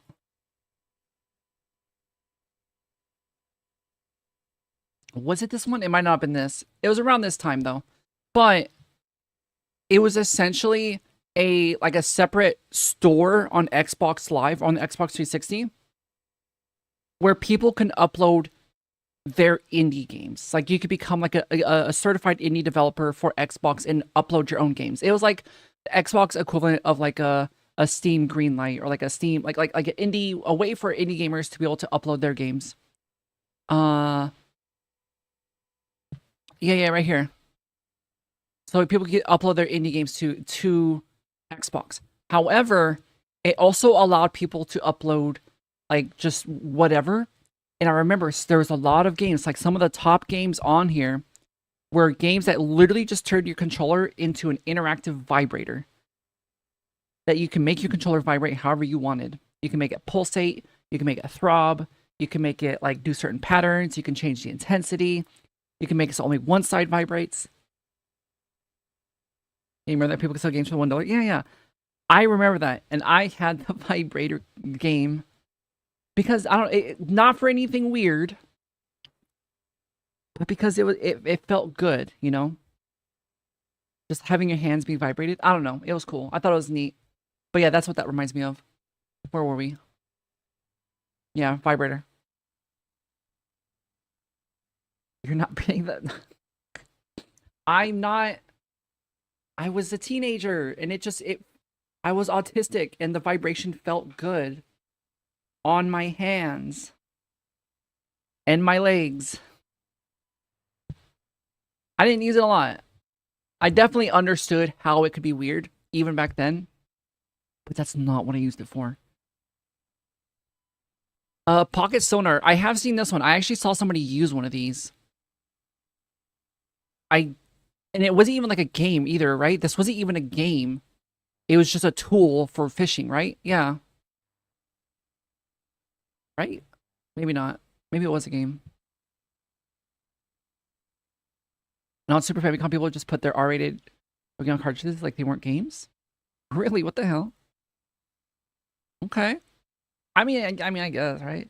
I mean, that's what they do on Steam now, right? Laser. So, okay, no, I seen this one. I remember seeing this one. And I think I saw someone do a review of it, like recently, and they're like, "Holy shit, this thing sucks." And apparently, it was just really bad, and didn't work well. Interesting. Okay, go back. Here we go. Let's look at this one. I miss old peripherals. As janky and shitty as most of these were, I wish they kept making them because it made things interesting. What the fuck is this? A stick station? That's crazy. Just a wide controller, I guess. For DS, there's a cool software for finding stars and identifying stations. Okay, so I remember hearing about that. That in Japan, the Nintendo DS got way more uses than just like how America had with gaming. Because like in the US for the Nintendo DS, all we got was like Fire Emblem, Mario Party, Pokemon, and like some other weird games. But I remember hearing about how Japan got a lot of exclusive games that weren't even games, but they're like tools, like how you said. There's like educational games, there's like constellation games. There's a lot of really cool stuff in Japan that just never made its way to America. Because America hates fun and they hate things that are different and unique. Oh yeah, we already saw the controller. Or the inflatable guy. Kanji grammar and writing software. Nice. Oh, actually, I need the fucking kanji game. I need a kanji DS game.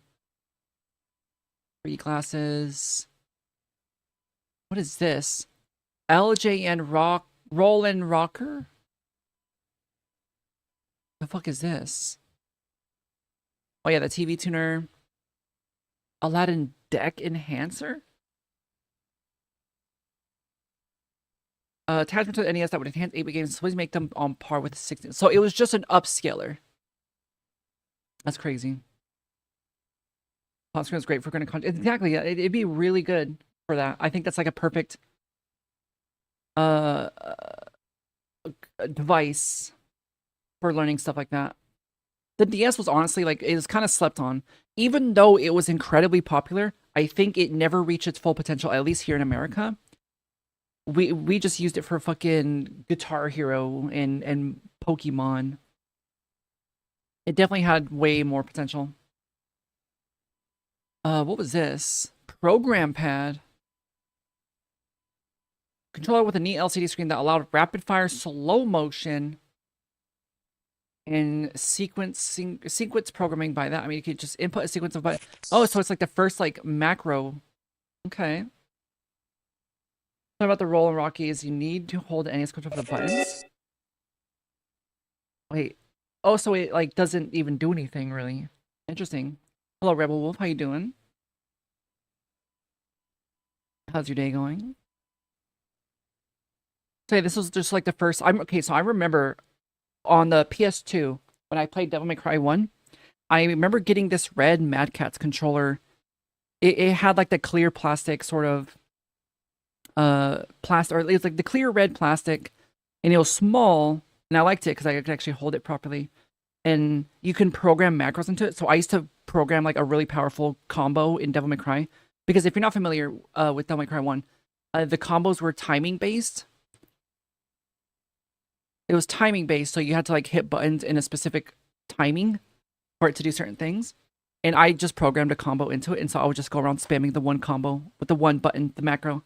And that was awesome, being able to do that kind of cheating on a controller by programming it. Those kind of controllers don't work anymore because every game's competitive, and every game has anti-cheat, and everyone complains about aim assist, and yeah, so you can't really have these kind of controllers anymore. Let me know how you doing today. I'm doing good. How you doing? Yeah, we're doing good. We're doing much better than we were earlier this week. Beginning of the week, or like last week, I was kind of struggling. Yeah, I'm feeling a lot better now. Just looking at some goopy things, goopy gamer stuff from the past. I think Roll and Rocker controls the D-pad. I mean, I get the idea, but it's crazy to me that made it past any sort of like certification or like R&D board. I don't know. That's crazy. The Booster Boy, yeah, where do you saw that one? What is this? The Capcom Pad Soldier. Wait, so how do you hold this? Like, what the fuck? How do you hold that? I'm trying to think how you hold it. Do you hold it like... I guess you just kind of hold it like... Your left thumb is on the... Wait, no, this is a one-handed controller, is it not? No, what is this? No, left hand on the D-pad, and then right hand... You kind of just like pinch it, I guess. This is weird. Hold? No, you don't. Yeah, apparently not. You just like pinch it in your fingers. Did you have an Action Replay growing up? It was this that would basically mod games on the console. I never did. I never had a Game Genie. I never had Action Replay because I'm not a fucking cheater. No, I just no. I never had one. Instead, Cheat Code Central. I just use this website here. Still around. Cheat Code Central.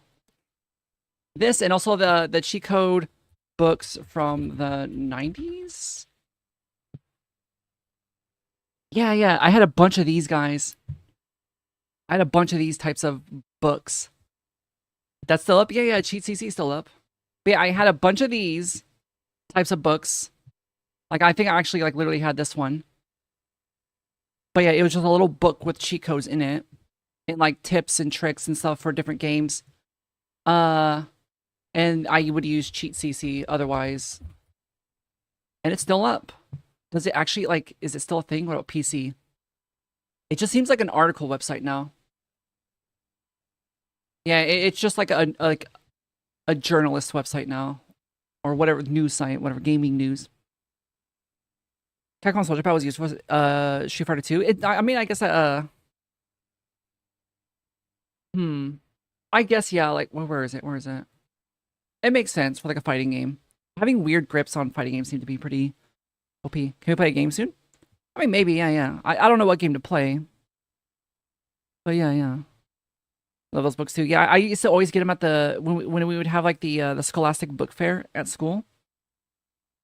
I would always get one of those. And I remember my parents were like, why don't you just get, like, a normal book? Get Harry Potter or some other dog shit book that isn't even good. Like, they were always like, just get, like, a normal book. Please just get something that's not video game related. I'm like, nope. I want video game book. I want book about video games because I like video games. I was so addicted to video games. Video games and Pokemon as a kid. It was kind of disgusting. Tricks Magazine was your favorite. I never had any of, like, the only time I ever had, like, a like Pokemon Red guidebook. Where is it? Yeah, I had this guy right here. The strategy guide, that's what they're called. I only ever had these for the Pokemon games. Anytime a new Pokemon game will come out, I would get the Pokemon game and I'd get the strategy guide with it. That's the only time I ever had these, though. I never used it for anything else. Wait, they got a fucking Japanese one? That's crazy. That's cool. Might get one of these. Dailies? Oh, yeah, we gotta do dailies, yeah. We still have that here. Yeah, we'll do that soon. When I read first Harry Potter book, it was okay. I read the first one.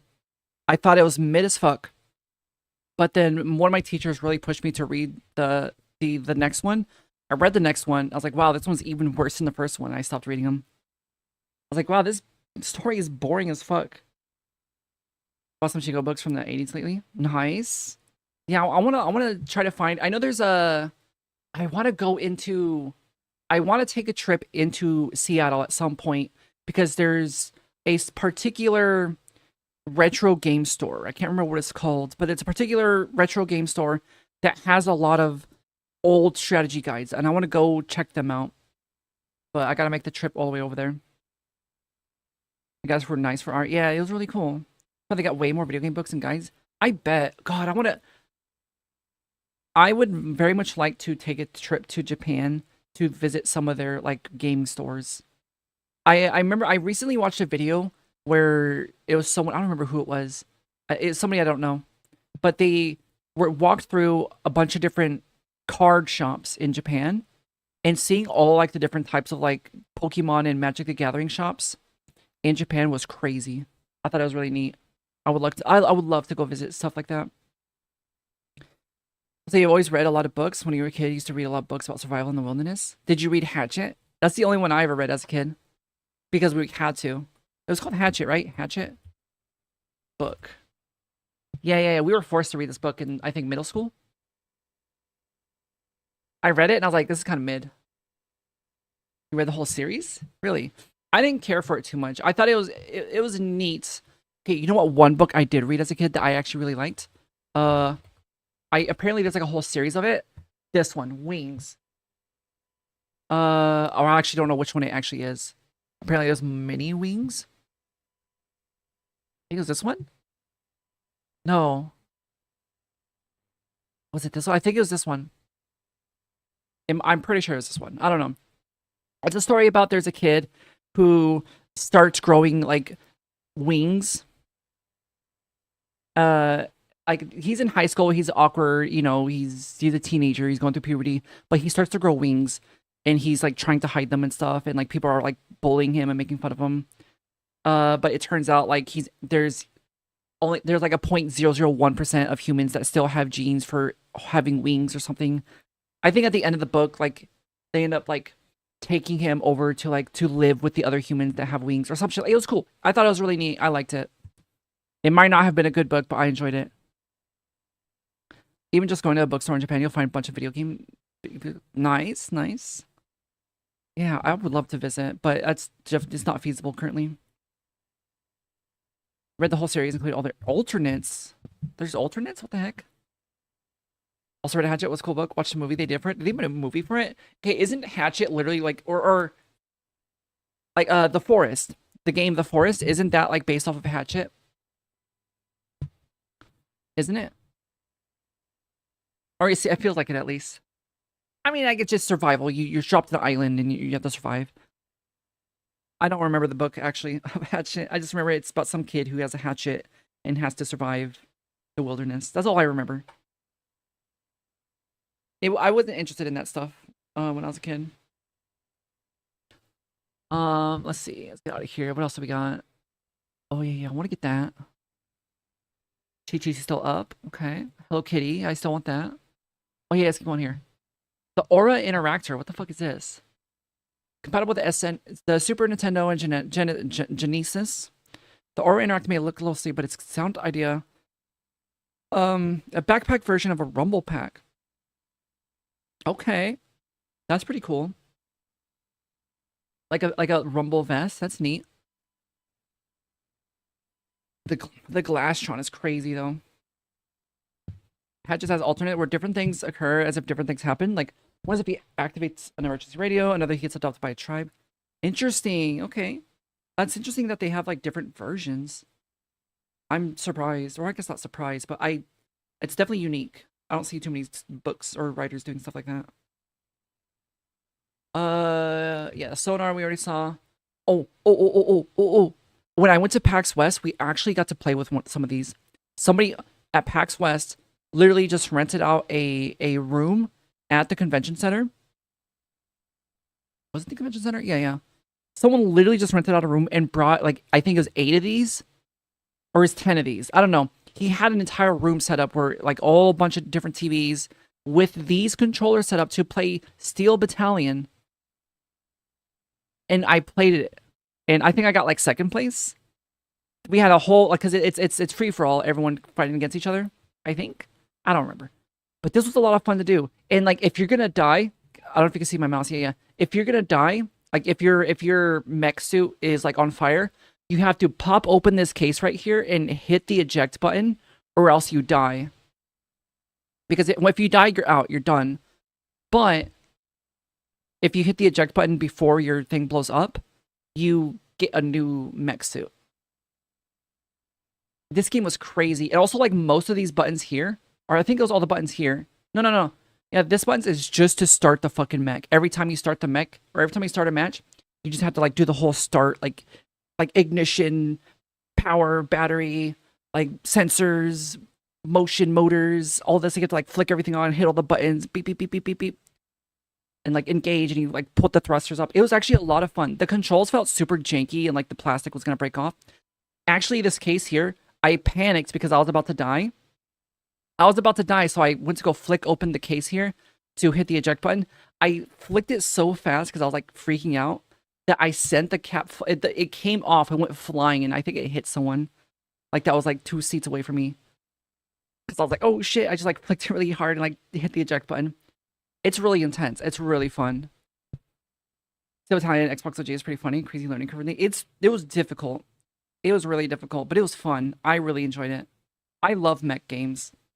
And being able to play this with like a bunch of other people was a lot of fun. Another good recent mech game you love is Underdogs. Underdogs VR looks really fun. I actually follow them on Instagram. The developers. I follow them on, or was it on Instagram? Maybe it was on TikTok. I haven't seen them in a while, so I think it might have been on TikTok because I don't use TikTok anymore. But yeah. It looks really fun, but maybe once I get VR again, I'll probably check it out. It looks really fun though. Do you have a comment for me to go to? I think you might have talked about MagFest. Yeah, MagFest. I do want to go to MagFest.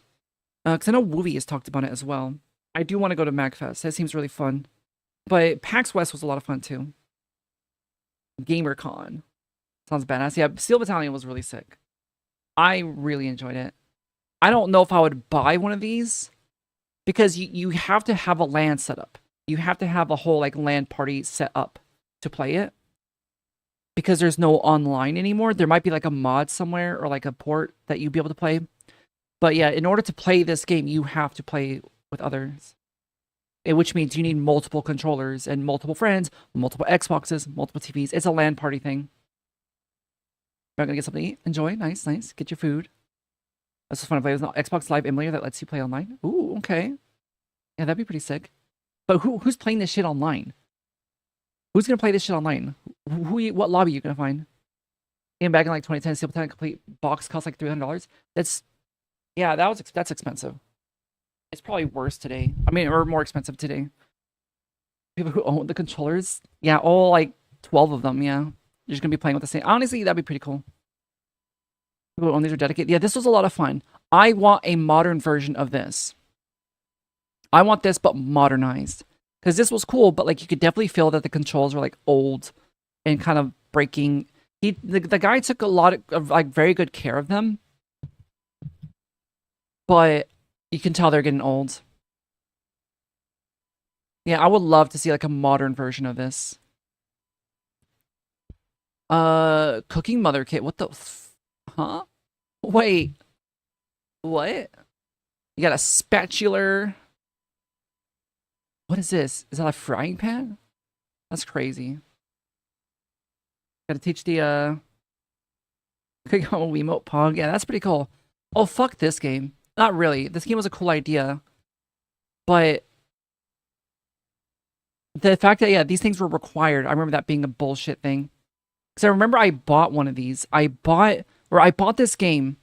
You know what's fucked up? Is that you could have bought this game digitally. This was one of the first games that you can buy on the Xbox 360 digitally. Or was it Xbox 360? I don't know. You could buy it digitally somewhere. But the buzzer is required to play. It was just a trivia game. Yeah, the 360 controller, nice. They tried to monitor Steel Battalion on Xbox Connect, and on Connect though, that's where they fucked up. You ever heard of this game? It was just an old trivia game. But I remember because I bought it because I was like, oh hell yeah, trivia game. I love trivia. I'm bad at it, but it's fun. I like it. And so I bought it digitally, and then I went to go launch it, and it's like, oh, you need the buzzers to play. Like, fucking why? Like, just let me use the controller. I have the ability to play, like, I have a controller. Let me play the game. I was so pissed about that, so fuck this game. Fuck whoever this guy is. But yeah, it was required, which is stupid. Why would it let you buy it digitally if the buzzers are required? That's crazy. That should be illegal. I don't know. That was crazy to me. Alright, let's get out of here. End war. No Man by, Rat Quest, yeah, Call of Duty, SCPs, Speculative Biology, All Tomorrows, Astil, oh yeah, this freak. Ooh, yeah. Polymath. Here we go. Get rid of that. Get rid of that. Alright, let's do some dailies. I want to do some dailies now. Daily time. Let's see. What's in my favorites? Cuttle. Ooh, this is tough. Hello, Moa. How you doing? Hello. Cut the shape perfectly in half. This one's tough. There's usually some sort of symmetry. Yeah, this is gonna be a tough one. I want to say like here. Yeah, like, I don't know. Undertale music always goes hard. True. I've never played Undertale, but yeah, I agree. I do like the music of it, but I've never played it. I feel like a faker. Right there. Boom. 50-50. Oh my god, I was way off. That's sad, honestly. Whatever. What else have we got? Timing all. Okay, I do need to turn the music off for this one. Hang on. Let me pause music. Because the music fucked me up last time. Alright, let's try it. Hang on. Gotta lock in.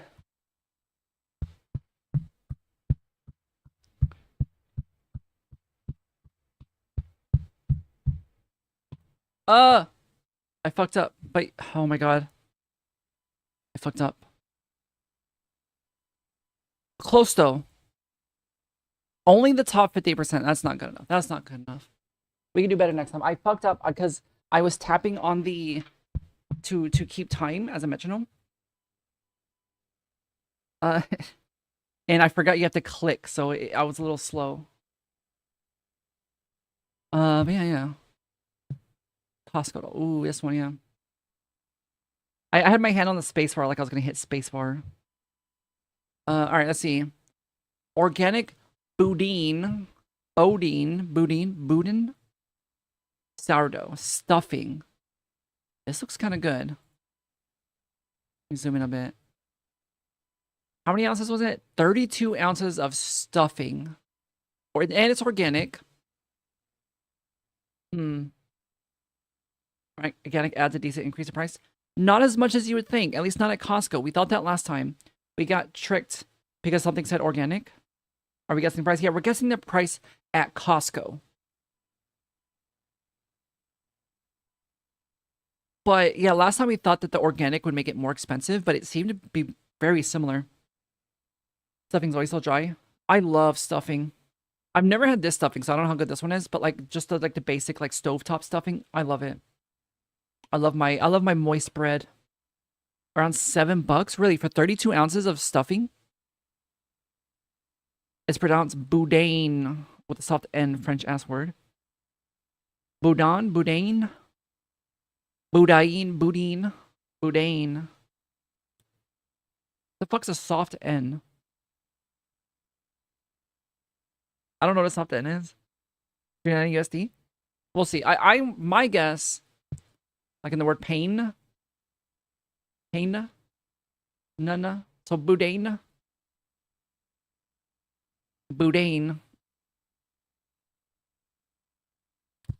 I don't know. I'm gonna say $6.99. Higher, but not far off. $7.99.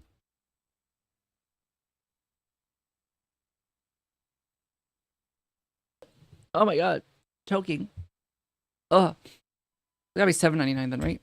Yeah, it was $7.99. Somebody always say $7.99, right? Yeah. Leo said $7. That's close. Nice. Ooh, nice. $7.99 for 32 ounces of stuffing is not bad. Yeah, that was a good guess. I want some of this. Yeah, I get some. Bread is good. Yeah, I like this one. The Am I the Asshole Guesser. Boudin is such a good flavor. Is it? I don't even know what it is. I thought it was a region. Daily challenge. All right. This looks familiar. Would I be the asshole for outing my sister as straight? This is a psychotic title, but I'm curious. It has piqued my interest. What the fuck did they mean by this? Huh? Yeah. Hang on. Let's read into it. Let me zoom in. My sister, 26, is a secondary school teacher. She's always been a bit of a character. She's on the spectrum and can be very awkward and obsessive. When we were teenagers, one of the things she got really obsessed with was gay characters from TV shows and stuff, which I thought she's grown out of, but apparently not. Okay, yeah. Oh, immediately. Yeah, this is immediately. Immediately, yeah, you are kind of the asshole. But let's keep reading though. How do you also want to straight? I mean, I don't know. Like queer is a fad? True, yeah. Gay family cult? Let's see. She lives in a different town to me, so we don't talk much. But recently I found out through a woman at my church whose nephew goes to my sister's school that she is out at school and runs a support group for gay students. This was a total shock to me, as she isn't gay. She's never dated a woman or suggested she wants to. Yeah, this is... they're the asshole. Like, you're absolutely the asshole here. What the fuck? Like, it's delusional to even like think that there's a world where you're not the asshole here. Wait, hold on. You can rate. And what is that? I'm worried that she maybe doesn't realize that this isn't an okay thing to fake, and it can negatively affect her personal life or the kids she works with. Also, I just think it's wrong to lie. Would I be the asshole if I contact someone and tell them that she's extra? Yes. Yes. Yes. Not gay, just autistic. Oh my god. That's valid, yeah. But no, this is crazy. Yes, absolutely, she is the asshole. That's crazy. This poster is delusional. They are so self-absorbed that they have no concept. Like,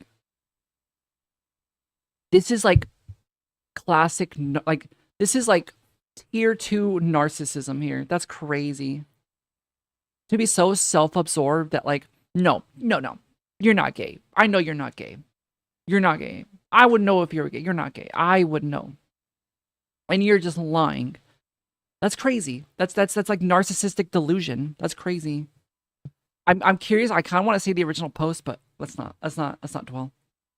That's crazy though. Okay, next one. Am I the asshole for not wanting my wife's single friend to come over with his kids when I'm not home?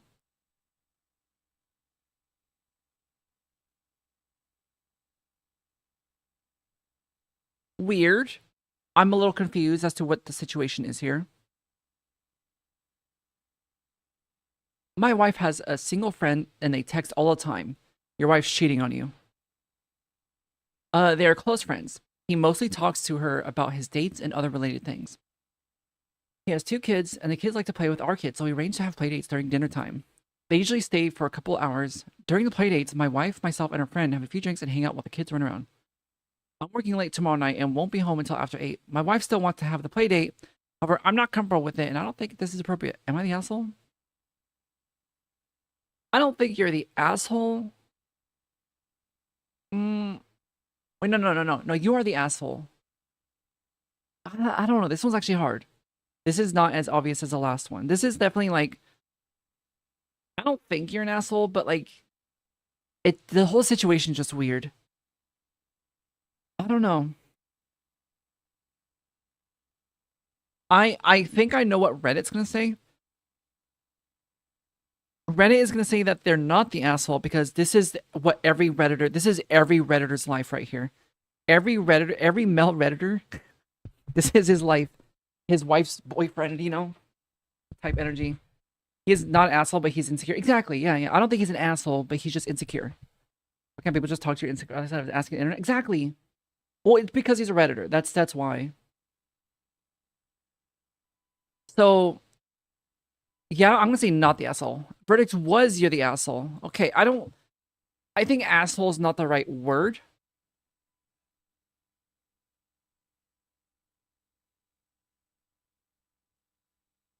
Asshole's not the right word. But he is the offender. You know, he is the one that is not correct. And I don't think that's necessarily makes him an asshole. He's just not correct. Hey, just talk to your wife. Exactly. Just fucking talk to your partner. Just talk to your partner. Use your words, but people just can't for some reason. Whatever. Yeah, this one's tough. This one was hard. I'm not too stressed about losing this one. Am I the asshole for telling my son to grow up? Yes. Yes, immediately. What the fuck? Telling your kid to grow up is crazy. That's it. That is psychotic. What the fuck? If you said the guy could never come over, that would be an asshole. But like, if you really don't want them to, it ain't that big a deal. Yeah, that's what I'm saying. Like, it's like, if it is asshole, then it's like very mildly asshole. But this one's just crazy. Am I the asshole for telling my son to grow up? Is your son a 30-year-old Redditor? If so, then no, you're not the asshole. But I don't think that's the case here. I have 3 sons, 7, 9, and 15. Last night I needed to do a Target run, and I asked my 15-year-old if he wanted to go. I can use the extra set of hands, plus it would be an opportunity to have daddy time. Daddy time? Okay, that's a weird He said no, so I went with my youngest two. Okay. Towards the end of the shopping trip, honestly, like, if my dad asked me to have daddy time with him, I would tell him no too. I think I would say no. Yeah. I think I would say no. Fortunately, he never said that. He just yelled at me and abused me. But asking, like, do you want to have daddy time? No, freak. Leave me alone. That's weird. Towards the end of this shopping trip, I went to see what they had on the clearance section. They had some small Lego packages that were 50% off. My son asked if they could get one. I agreed, and then we got ice cream before we left. Okay. So you bought him the Lego set and got him ice cream. When we got home, my 15-year-old asked why I didn't ask him if he wanted anything. Wait. Yeah, I'm getting mixed up. Let me start over. Okay, so he went to the store with his 7 and 9-year-old. Okay, towards the end of the shopping trip, I went to see what they had on the clearance section. They had some small Lego packages that were 50% off, and my sons asked if they could get one. I agreed. Okay, so the little younger ones got ice cream and Lego. When we got home, my 15-year-old asked why I didn't ask him if he wanted anything from the clearance section or get him an ice cream. Well, because he didn't want to go with us. Plus, I made them scan bag and load everything into the car. Yeah, that wasn't fair, and I said he's 15-year-old bitching over a 5. You're the asshole. You are the asshole. You are his father. You are the fucking asshole. What the fuck? Telling your 15-year-old kid to stop bitching and to grow up. You're the asshole.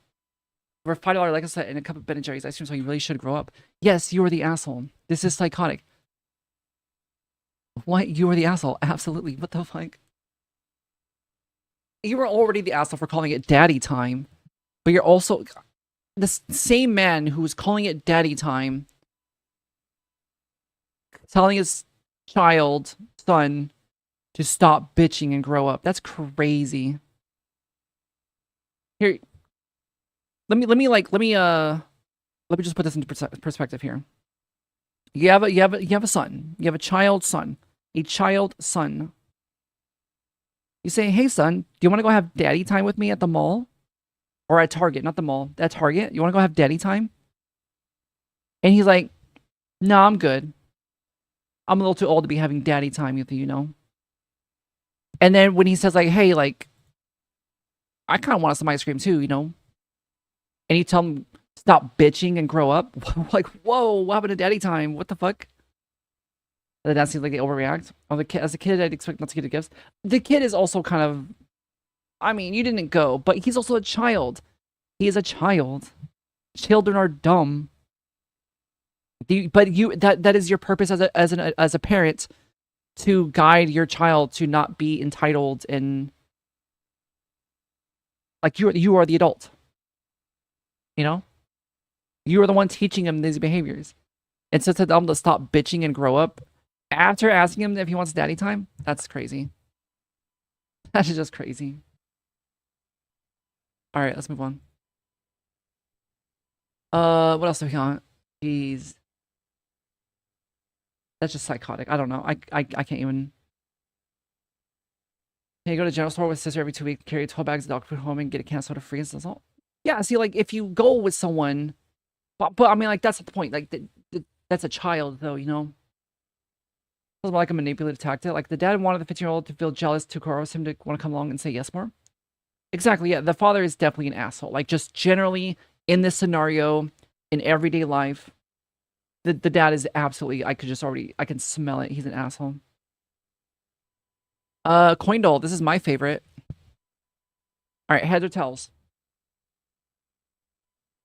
Heads or tails? Heads or tails? Which one do we pick? I'm feeling heads. Heads? Yeah, heads. Oh my god, it was tails. I was wrong. Buying extra hands with ice cream is all I heard. Yeah, exactly. Exactly, yeah. It was literally just cheap labor. That's all it was. That's immediately I got that vibe when he first said, like, oh, it's always nice to have an extra set of hands. Like, yeah, you just want free labor. Miles per hour. True, yeah. Unfortunate. Alright, let's see, next one. Oh yeah, the Game Doll ones are kind of fun. They're sometimes it's some bullshit, like some crazy like game that was only released in like the eastern side of China in like 1983. It doesn't really seem to be working though. Yes, do cover art. Oh, this is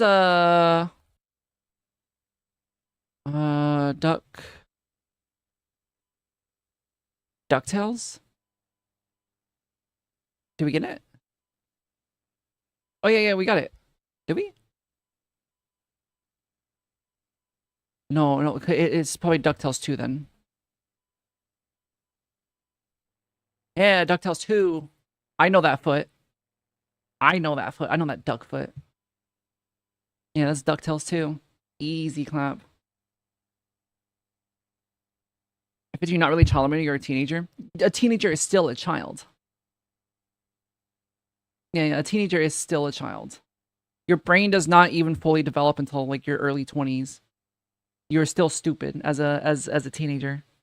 Damn, even in your like early 20s, you're still kind of stupid. I mean, shit, even in your 30s, you're still kind of stupid. But no, I mean, regardless, the dad is an asshole. All right. What? Oh, right here. Here we go. Artwork. Okay.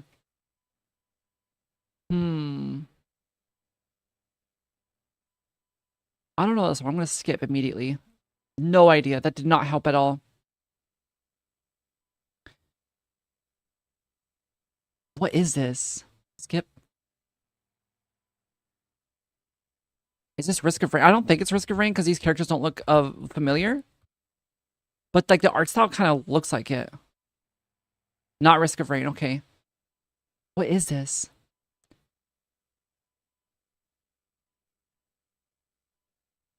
What is this?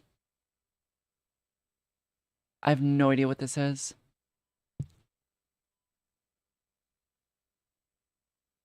It's not Ashen, is it? Not Ashen. What is this? Scuba game? What the fuck is Scuba game? Oh, like yeah, see, like, what is this? I've never seen this. Skip. Yeah, I have no idea. What is this? Tactical Breach Wizards.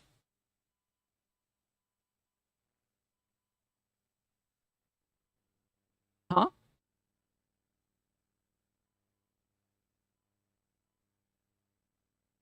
What the fuck is this game? I mean, it looks kind of neat. What other games did they make? Do I know any other games? No. I have no idea what any of these other games are. Looks neat. No idea. Would have never guessed it. All right, character. Let's see. This is one that always fucks me up. This one always fucks me up because there's always some super niche, esoteric fucking character from some game that came out 20 years ago. Looks like SWAT with spells? What's SWAT? I mean, the game looked kind of cool. Like, I kind of fuck with it. But I don't think it's my type of game. Is this, what's his name? Phoenix? Not Paul Phoenix. No. Okay, ooh, okay, that changes it. Huh? Wait. It's definitely like a PS1 game. It's not Ace. It could be Ace Attorney, but what is this? A metal hand. Metal robot hand. Has like a blue, like navy blue suit. PS1, maybe PS2 era. Let's see. I need another. What was this game called again? Oh my god, I don't remember what this game was called, but I remember seeing it. I want to say it starts with the F. What game was this? Grim Fandango. Yeah, Fandango. Yeah, see, I never played this game. And these aren't metal hands, they're fucking skeleton hands. Oh my god. I don't remember him being that wide. That kind of threw me off. See, okay. Yeah, keywords. Let's try this one. All right, now, this one, we have to guess what the game is based off of the keywords. And immediately, what the fuck is this? It's a church. Church, donkey, autopsy, and pixel art. Oh wait. Is this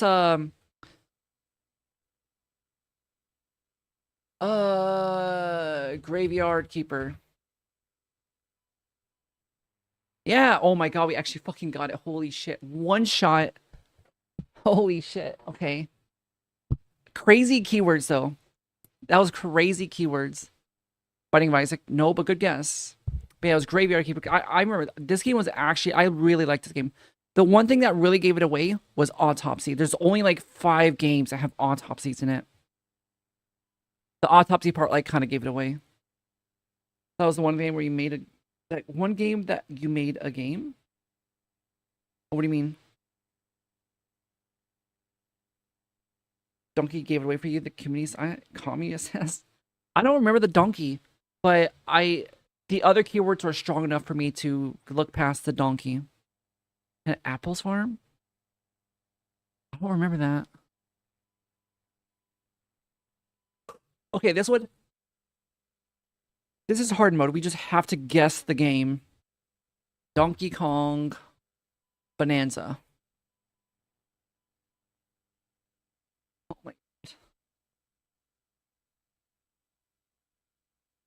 It was the Dread X collection. I don't even know what that is.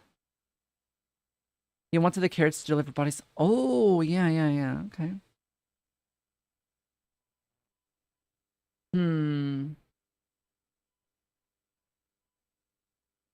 Elden Ring. It is it is an adventure RPG that is not on the Switch 2. I have a feeling it's going to be single player. It came out for that in-house engine. And it's not Darksiders. Probably first person. Let me see. Skyrim? Skyrim. It is single player. Oh wait, I guess Creation. I mean, Creation Engine is an in-house engine, is it not? Chrono Trigger?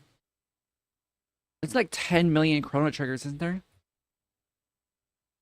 I don't even know what Chrono Trigger is. Witcher 3 maybe. No, Witcher 3 is third person though, isn't it? Oh wait. So it's not first person, it's not third person, it's not side view, and it's not VR, which means it probably has to be isometric or bird's eye view. Is over the shoulder, which is third person. So it has to be bird's eye view or isometric. Diablo 2?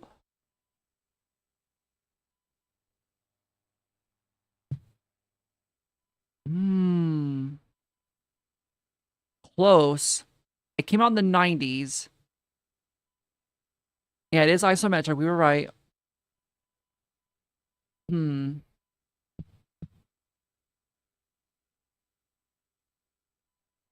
Adventure RPG. Yeah, I think it's a fantasy. Baldur's Gate Dark Alliance? Or Baldur's Gate. No. What, the strategy game? Why would it be? It's an adventure game. And it's before 98. Oh my god. Fallout 3. I was thinking like Fallout 2. Or even Fallout 1. But those are not... Yeah, it's not an action game. It's a fantasy game. I need like a pure fantasy game that is a action RPG or adventure RPG.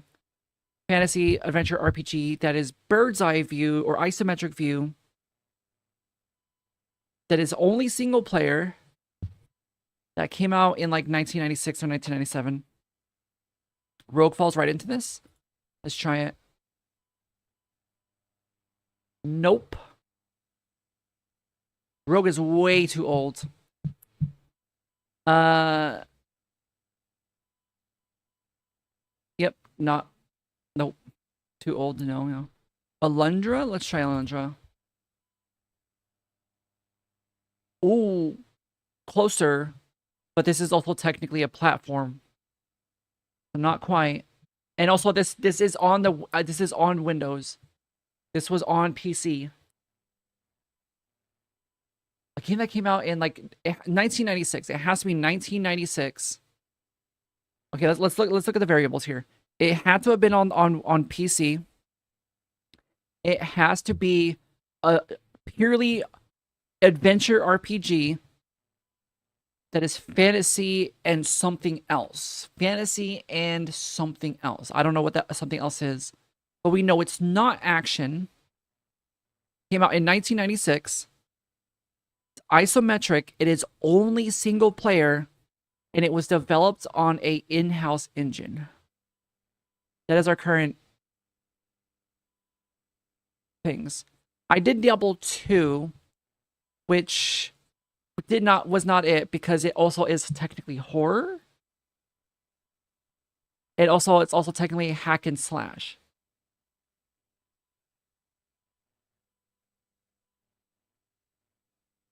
Clue? One time Clue. Let's try it. We lose a heart for that. Do we get the clue? Square. Like Square Enix? Like Final Fantasy guys? Is that what Square is? I actually don't know. I don't know anything about Square Enix. This could be like a bajillion fucking games. Cause didn't they pump out like thousands of games back in like the 80s and 90s? I think so, yeah. Okay, so it's a Final Fantasy game, probably. But I don't know anything about Final Fantasy. Which Final Fantasy game came out in 1996? I want to guess probably Final Fantasy 7? No, because that's Final Fantasy is a strategy game, is it not? Chrono Trigger for sure. It was made by Square. Okay, well, you might have been right from the get-go. But which Chrono Trigger? Oh, I guess there's just a one. I thought there was a bunch. I should have fucking listened. Holy shit. You said Chrono Trigger way earlier. Holy shit, that's crazy. We could have got this so much earlier. I'm sorry for doubting. I apologize for doubting. Jeez. It was Chrono Trigger. I get Chrono Trigger mixed up with another game. Knew it. Nice. Congrats. Being the one nowhere in chat. Alright. What else do we got? Pokedol. Great game with a good story. I've never played it, but I know it's kind of a classic.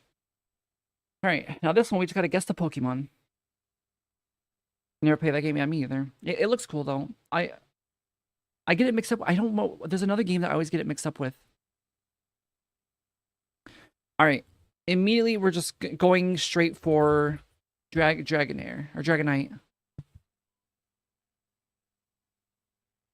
They gave us almost no information.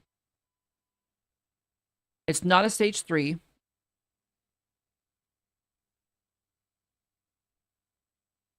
I should have guessed okay, I fucked up. I should have guessed a stage 2. So we can narrow it down. I think it's a stage 1. It's not enormous. Yeah, it's not a stage 3. It's not a... Yeah. 210 kilograms is crazy. I didn't realize how big he was. I was too busy playing EverQuest at the time. I played EverQuest like at the tail end of it, and I never got into it. It was huge. Yeah, this dude's massive. Not bigger than Wailord though.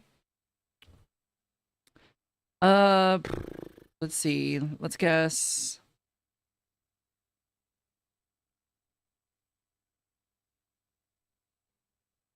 Caterpie. Okay, it's a single type.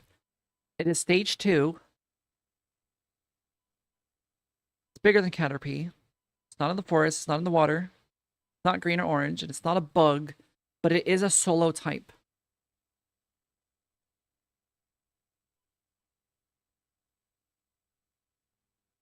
Eradicates. It's brown and another color. And it's bigger than Raticate. Is it Executor?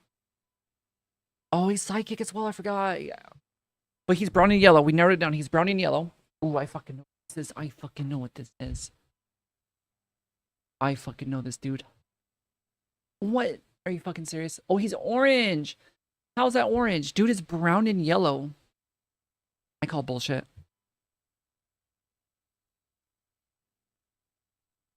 Kadabra? No, because he's not Psychic. Psychic is here. This would be yellow. Feels Kadabra. So it's not a Psychic type. It's not an electric type. It's not a grass type. It's not a normal type. Not a bug type. Not a dragon type. So that narrows it down to fire, ground, rock, flying? No, not flying. Flying's also red. Hitmonlee is a stage 1, so no. Also, he's not yellow. He's only brown, I think. And he's only brown. It's brown and yellow, yeah. And it's a stage 2.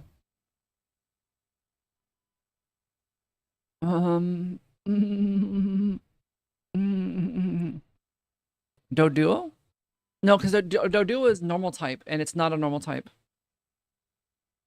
It has to be a pure single type that is not Psychic or flying or normal or grass or electric or bug or dragon. Tell me what stage 1 in Gen 1 as Tyrogue was interesting. That's still, he's still a Gen 1. There's also, wait, there's baby types. I don't know if they ever change it eventually, but when they first introduced the baby Pokemon, they were essentially stage 0 Pokemon. Because they were baby stage. So Hitmonlee will still technically be stage 1. Like I said, I don't know if they ever retconned that and changed it. But last I checked, which was years ago, that's how they were doing the stages. There was a baby stage, a stage 1, and a stage 2. This thing is type 2 is not Psychic, or is saying neither. If it, yeah, it's neither. If it was yellow, that means it would have been the other one. Sandslash? Ooh, that's a good guess. Hang on. Yep, that's it. Sandslash. Easy. Nice. Good guess. Alright, alright. Epic guess, yeah. That's a good guess, yeah. Probably the only one that qualifies. Alright.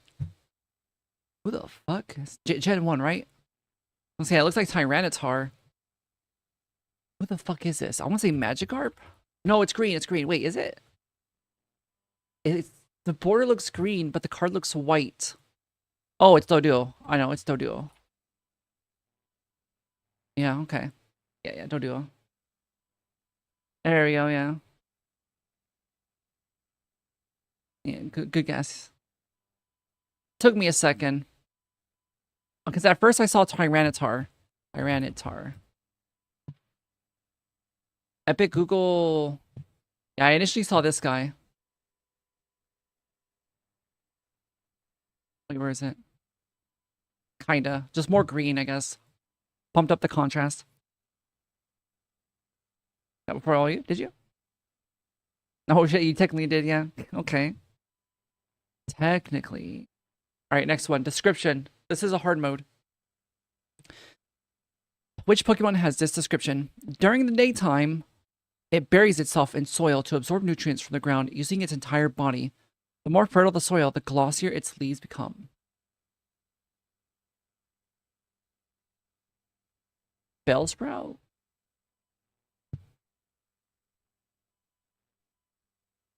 Not Bellsprout. Oddish? It is Oddish. Okay. Yeah, Oddish. Yeah, he actually jumps into the ground. Okay. Yeah, Oddish, yeah. Oddish is pretty rad. Oddish is cool. Gen 1. That's a tail. Which Pokemon has that tail, though? Ooh, this is a bad angle. This is hard. Hang on. I'm not looking at chat. I can get this one. I'm not looking at chat. I want to say it's not. I don't think it's Growlithe. I'm gonna guess Growlithe though. Yeah, it was Growlithe. We fucking got it. Easy. Is that you? What? Growlithe. Yeah, yeah.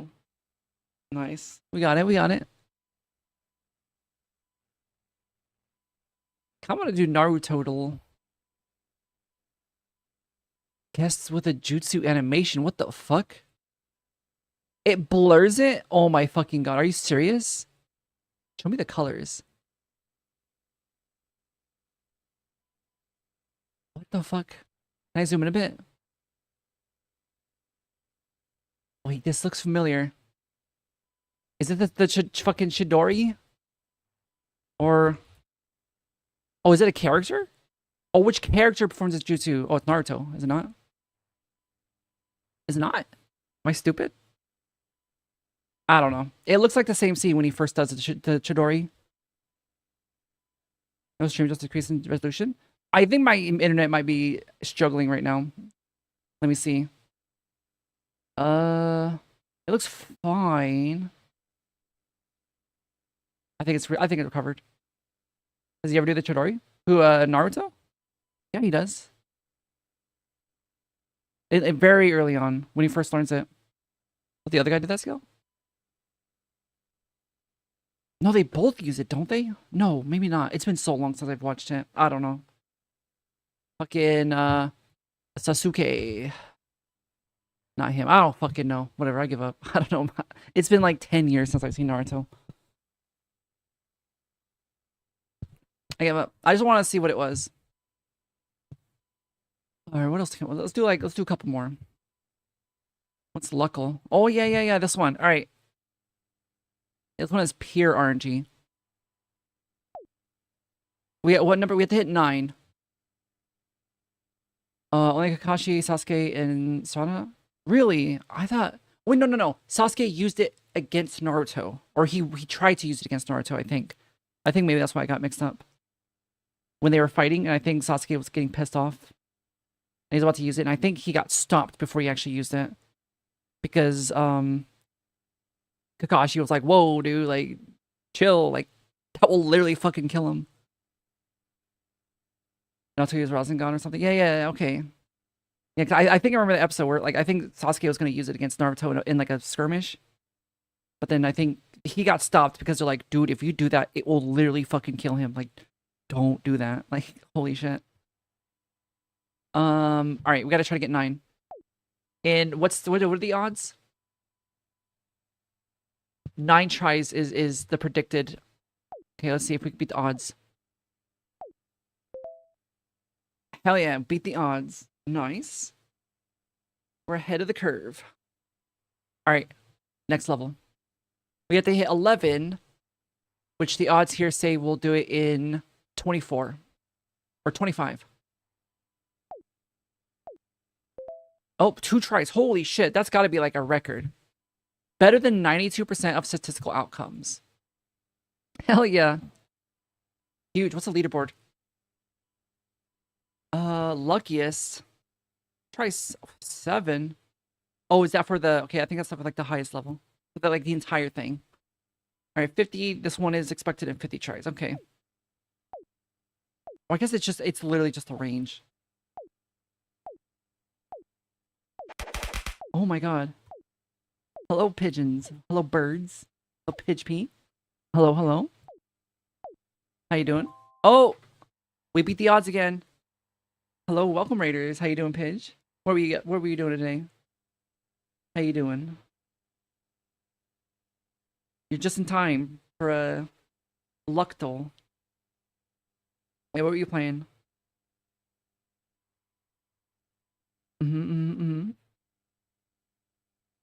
Bird up.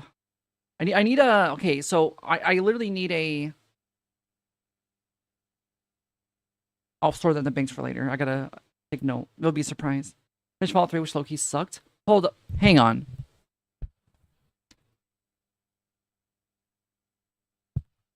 I'm sorry, what? What did you say? Did you say Fallout 3 sucked? I mean, I'm gonna be honest. It's probably the weakest Fallout there is. So valid, but also the audacity to come into my stream and say that Fallout 3 low-key sucked. No, I'm kidding. Like I said, it's genuinely probably like the worst one in the series. Let me go back to gamer mode.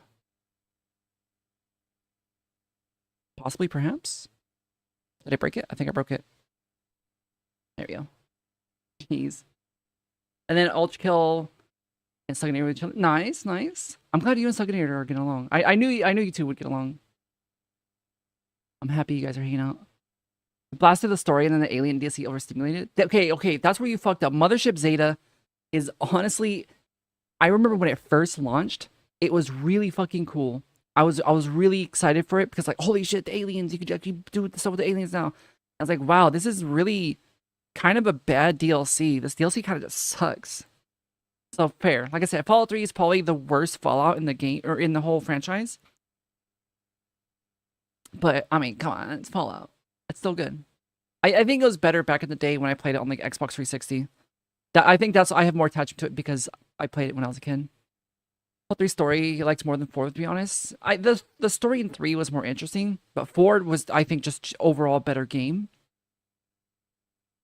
Obviously not as good as New Vegas. New Vegas is just, it's just the best one. There's no argument. Because Bug Lady kind of agree with you though. Like I said, like Fallout 3 was the weakest, but I have attachment to it because I grew up playing it. Did it piss you the hell off? Yeah, I mean, Zeta is probably the worst DLC of the Fallout series. You're so overstimulated, so done with it. That's fair. Honestly, that's a DLC you can skip. New Vegas is its own tier of game. True, yeah. New Vegas and the train heads. Oh my god. That was also on Fallout 3, was it not? I thought that was also on Fallout 3. Fox's Baby Girl, though. True. Yeah, no, I'm telling you, Fallout 3 was really good because I played it before any of the DLC ever came out for it. So I played the base game where, okay, so get this. When Fallout 3 ended originally, the game just ended. And you can't, like, that's it. Like, you don't continue. It just ends. And you have to reload an old save. They added the first DLC, which gave you the ability to continue playing, which is crazy that there had to be a DLC to allow you to continue to play your save after you beat the game. You had to pay for a DLC for that. And then they slowly released like the other games, and then Mothership Zeta came out. Being there when like all the DLC were slowly being rolled out felt way better. DLC to access the game, exactly. I mean, it's Bethesda. What do you expect? It's literally Bethesda. New Vegas never even got a DLC to continue after.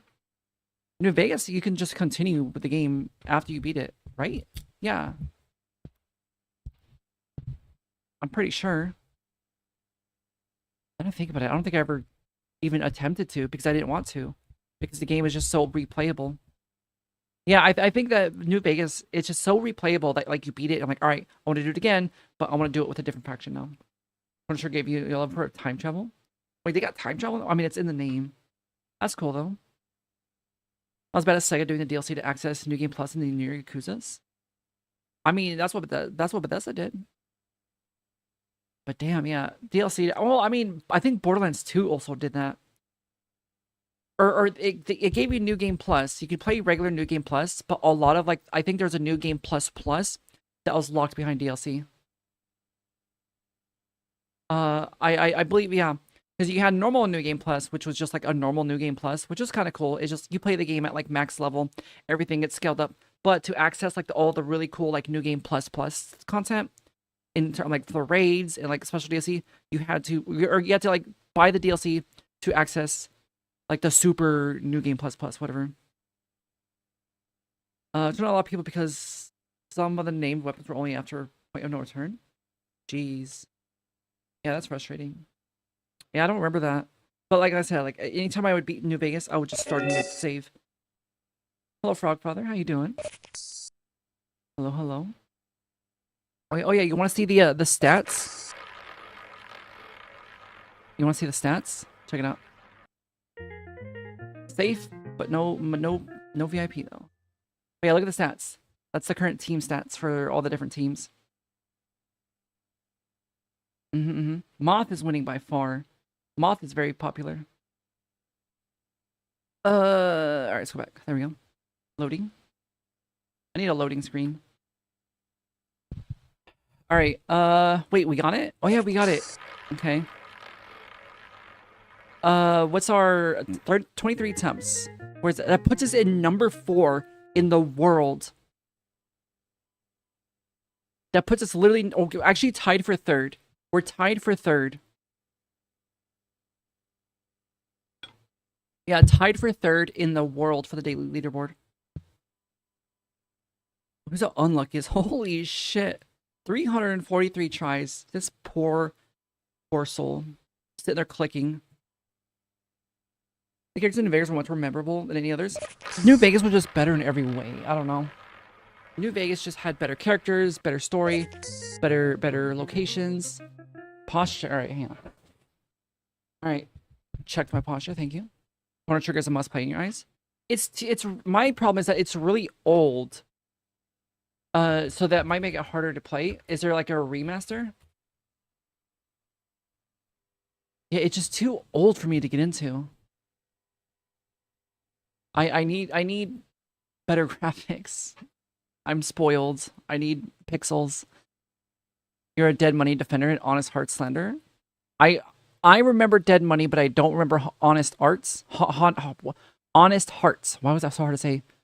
So I'm gonna have to agree with you because I don't even remember Honest Hearts.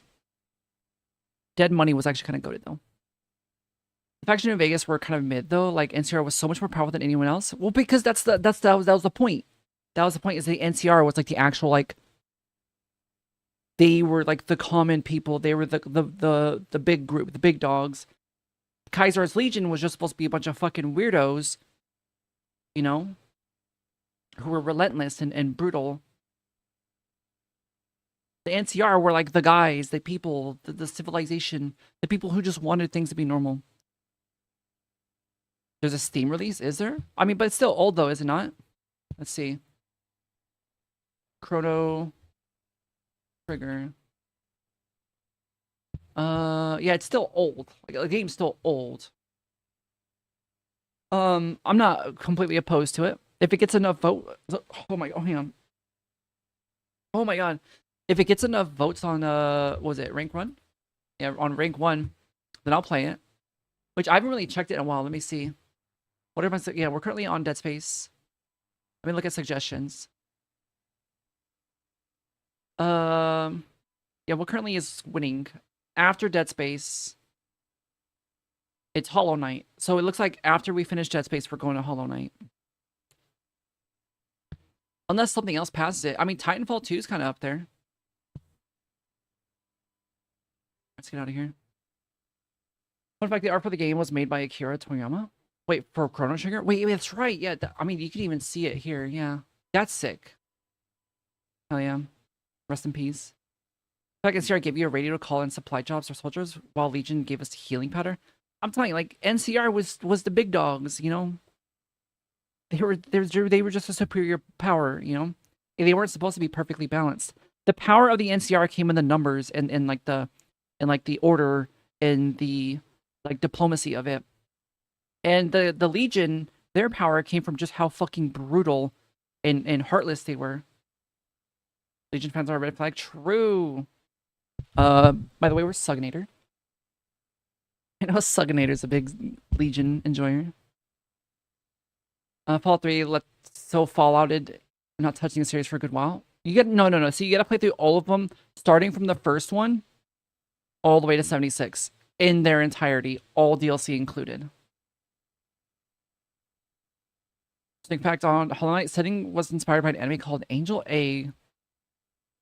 Angel. I'm afraid what I'm gonna find when I type in Angel Egg. Oh, okay. Interesting. I like this art style. This is cool. It's very Evangelion, but weirder. Wait, I've heard about this. I've literally heard about this before. This is cool. Honey, you're no Legion mutt? No?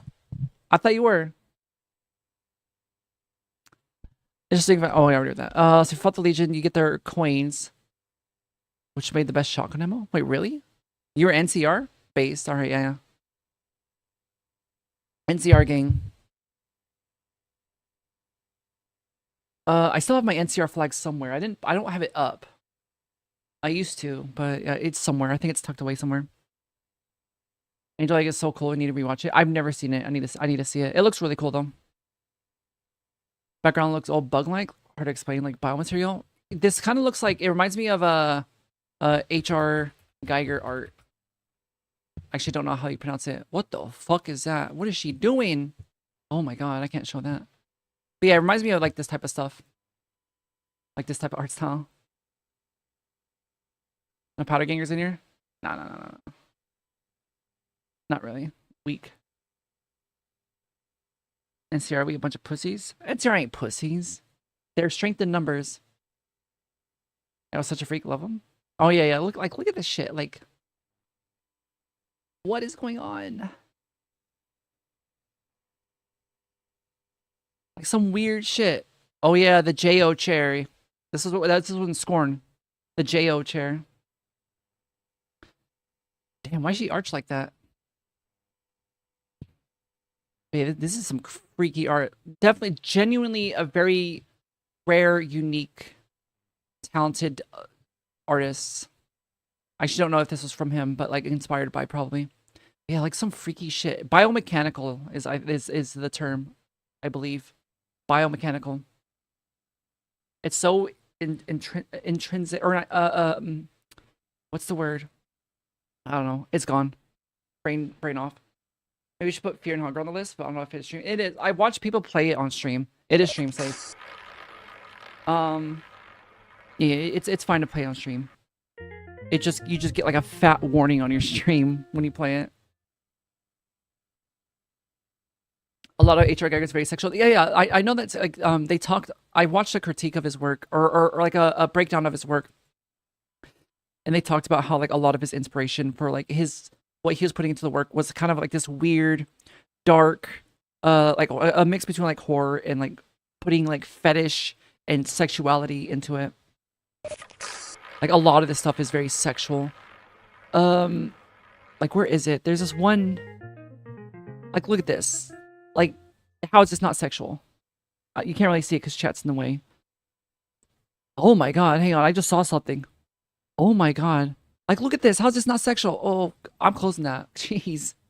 I don't want to get banned. Oh my god. Yeah, that is very sexual. When you find out what Dean Domino did in Dead Money, though? Holy shit, blast him in the back of the head first chance. Hell yeah. The elite killing force is so easy to compare to the legions. Is it? I don't remember. It's been so long since I played. It's so neat looking. Yeah, it's very interesting. Pyro was a freak, for real. Actual freak. Freakazoid, even. Works really well, makes you uncomfortable. That really good horror. Yeah, it's... I love my... as someone who's a big horror enjoyer, I love horror. I'm a big fan of horror, of all varieties. And I think what makes horror great is if the horror media can make you feel uncomfortable. And I think we've kind of lost that in a lot of like modern horror. And that we're just kind of copying things from the past without really any sort of understanding of why those things were so popular back then. Because things that made people uncomfortable back in like the 70s, the 80s, even the early 90s, don't make people uncomfortable anymore. We have evolved. We are different. Society is different. We have the internet. You think people are really going to be scared of a guy with a knife? No. We see that shit all the time online. Like, this does not make us uncomfortable anymore. We need stuff that makes... That's why I think stuff like cosmic horror and body horror is so good. And I think we need more of it because it's stuff that is genuinely just intrinsically horrific to us humans. And we don't fuck with it as much. Alien Isolation was the scariest game you ever played? Really? That game, I rage quit that game. I remember I was playing that game back in October during my Halloween horror marathon. And I rage quit that game. It was very scary, but god damn, the game was janky as fuck and the AI was dog shit. Not the alien AI. The alien AI was really good and was a huge drawing point for the game. But the human AI was awful. It was so dumb. It made me rage quit the game. You like jump scares horror due to your heart, but you love the weird and uncomfortable. He was really good at it. Yeah, exactly. Like jump scares are overdone. They're nobody cares about jump scares anymore. They're cheap. They're easy. They're ineffective. They're just whatever. Just jump scare. Nobody cares. We need stuff that is like genuinely, like intrinsically, like unsettling. The human AI is so dumb. Yeah, it literally made me rage quit the game, and I haven't gone back to it. I hated it. But everything else about the game was amazing. It was just that made me rage quit. Unfortunately, I love Alien, but I just couldn't finish that game. Oh my goodness.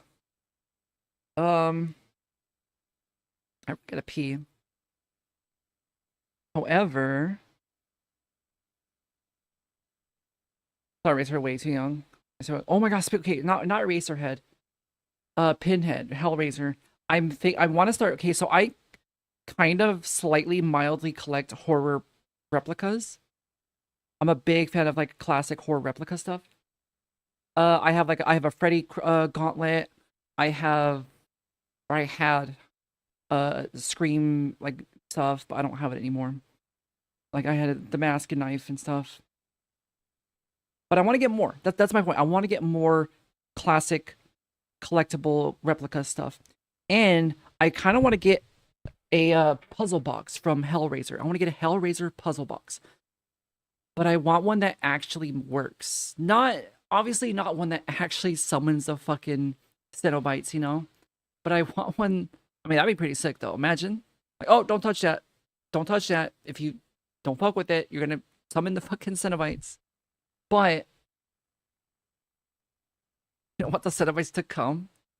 I mean, no.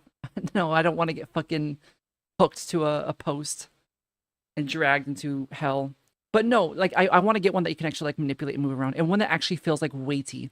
I see like a lot of them that are just like really shitty plastic. I want like a one that feels like an actual replica, you know? Zoocosis would have been fun if the lead writer didn't die. Oh god. Wait, wasn't that a game? Zoocosis?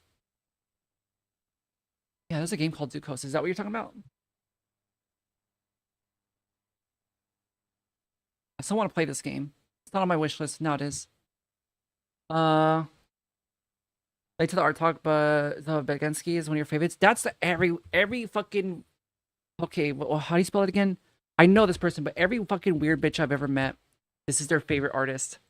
Don't get me wrong, it's dope as fuck. I love it. It's amazing. Damn, okay. I didn't know he was like that. But no, this art style is amazing. I fucking love this art style. But every like emo girl I've ever met, every goth girl I've ever met, you ask him like, "Oh, who's your favorite artist?" It's always this fuck. But I mean, he's amazing. Genuinely like an amazing artist. This is like really cool, unsettling type shit, you know? This is cool. I love this. But it's just every time I hear of him, it just reminds me of like every like emo girl I ever met. Because they always say that this is their favorite artist. I mean, the box shifts and changes every time, make it impossible to figure out easily. Real lore, at least. I need one of those. I need a puzzle box that is ever shifting. That's what I need. I need one of them. Oh my goodness. Yeah, look at this. Like, this is sick. This one is one that I see a lot. This one is dope.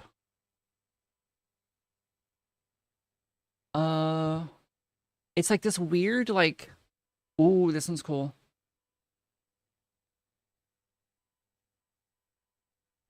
Ooh, wait, what the fuck? Yeah, I've seen this one before. This one's sick, too. This one's sick. Alexandra, well, wait, I don't know that one. Alexandra, what is it?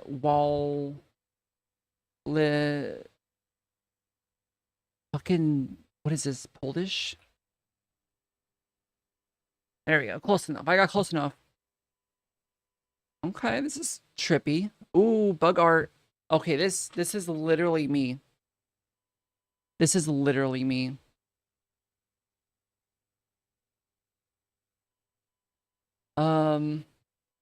This is dope. Fucking weird ass cats. This is cool. This is like old like Renaissance type. Yuko Tatsushima is good too. Not safe for stream. Okay, let me look up on the other screen then. The Yuko Tatsushima. Okay, this is on my other screen. Oh, haunted paintings. These are literally haunted. Holy shit, these are horrifying. Jeez. One artist who kind of paints like this is a weird Italian man named Paolo Girardi. What's so interesting? We go safer. There's an artist I was referring to. Ooh, okay. There's a lot of penises. Uh-oh.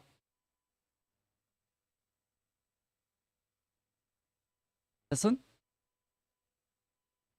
Okay, that one might be a little bit not safe for stream. All right, let's get out of here. Okay, I see what you mean now.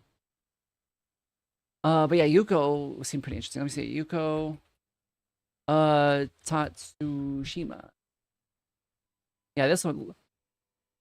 Haunted ass paintings. Look at this weird ass. I mean, it's kind of sick. It's kind of sick. This is freaky as fuck. Not the naked male body. Wait, was there one? Like this one? Oh damn, dude is okay. Because the creator of that red woman painting that went viral. I've never seen this. Is this the one? I don't remember it being viral. You're just joking. Oh, okay. Let's see, what the fuck? Oh, that is definitely boobs. What the fuck? I kind of want to save this as like a... Whoa, my mouse is freaking out. I'm saving that for later. As a reaction image. What the fuck? Crazy. Interesting, okay. Okay, this is cool, this is cool. Cool art. Let me close these now. Let me close this too. Jeez.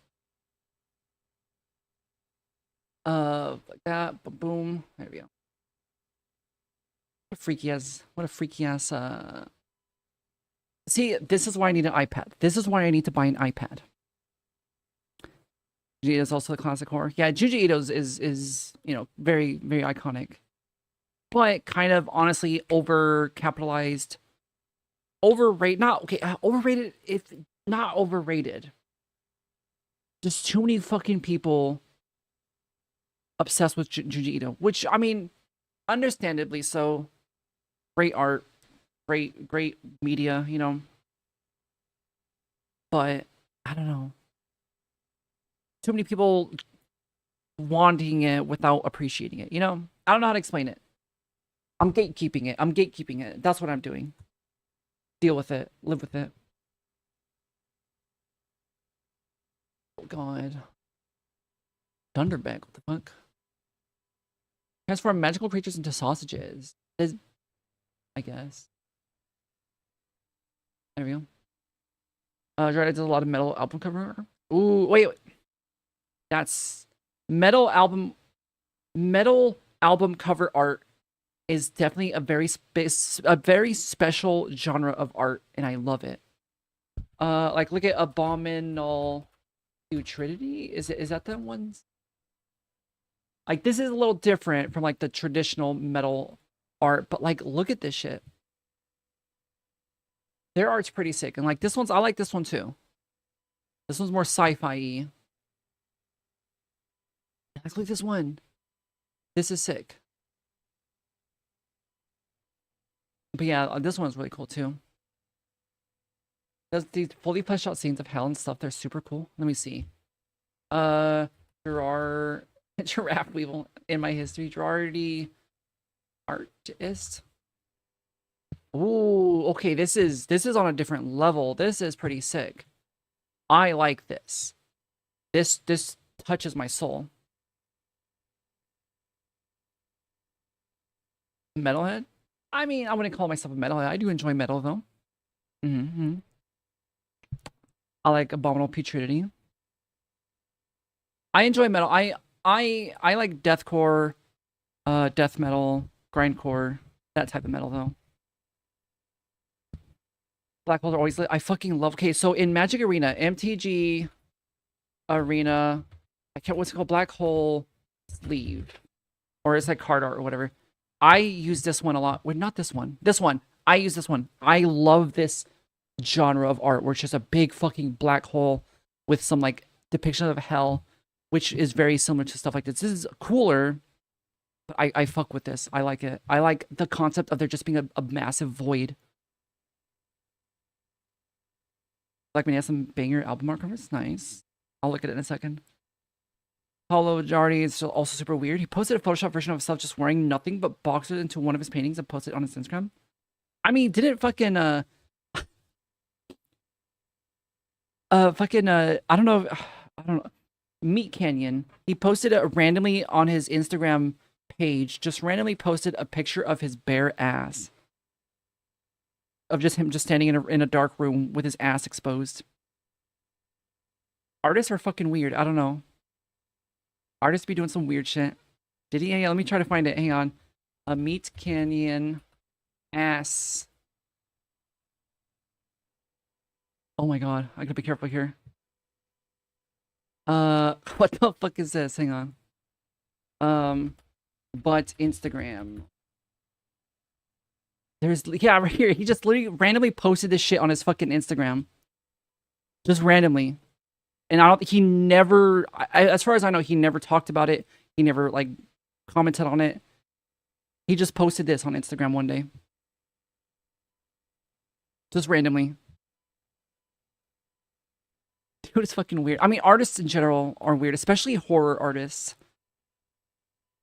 But yeah, this is sick. I like this stuff. Kind of almost like biblical, almost. Like cosmic, eldritch, hellscape, sort of like, almost like Dante's Inferno, but with more fucked up stuff. This is awesome. I like this. Let them see the moon, yeah. Jeez. Bored one day, don't know what to post.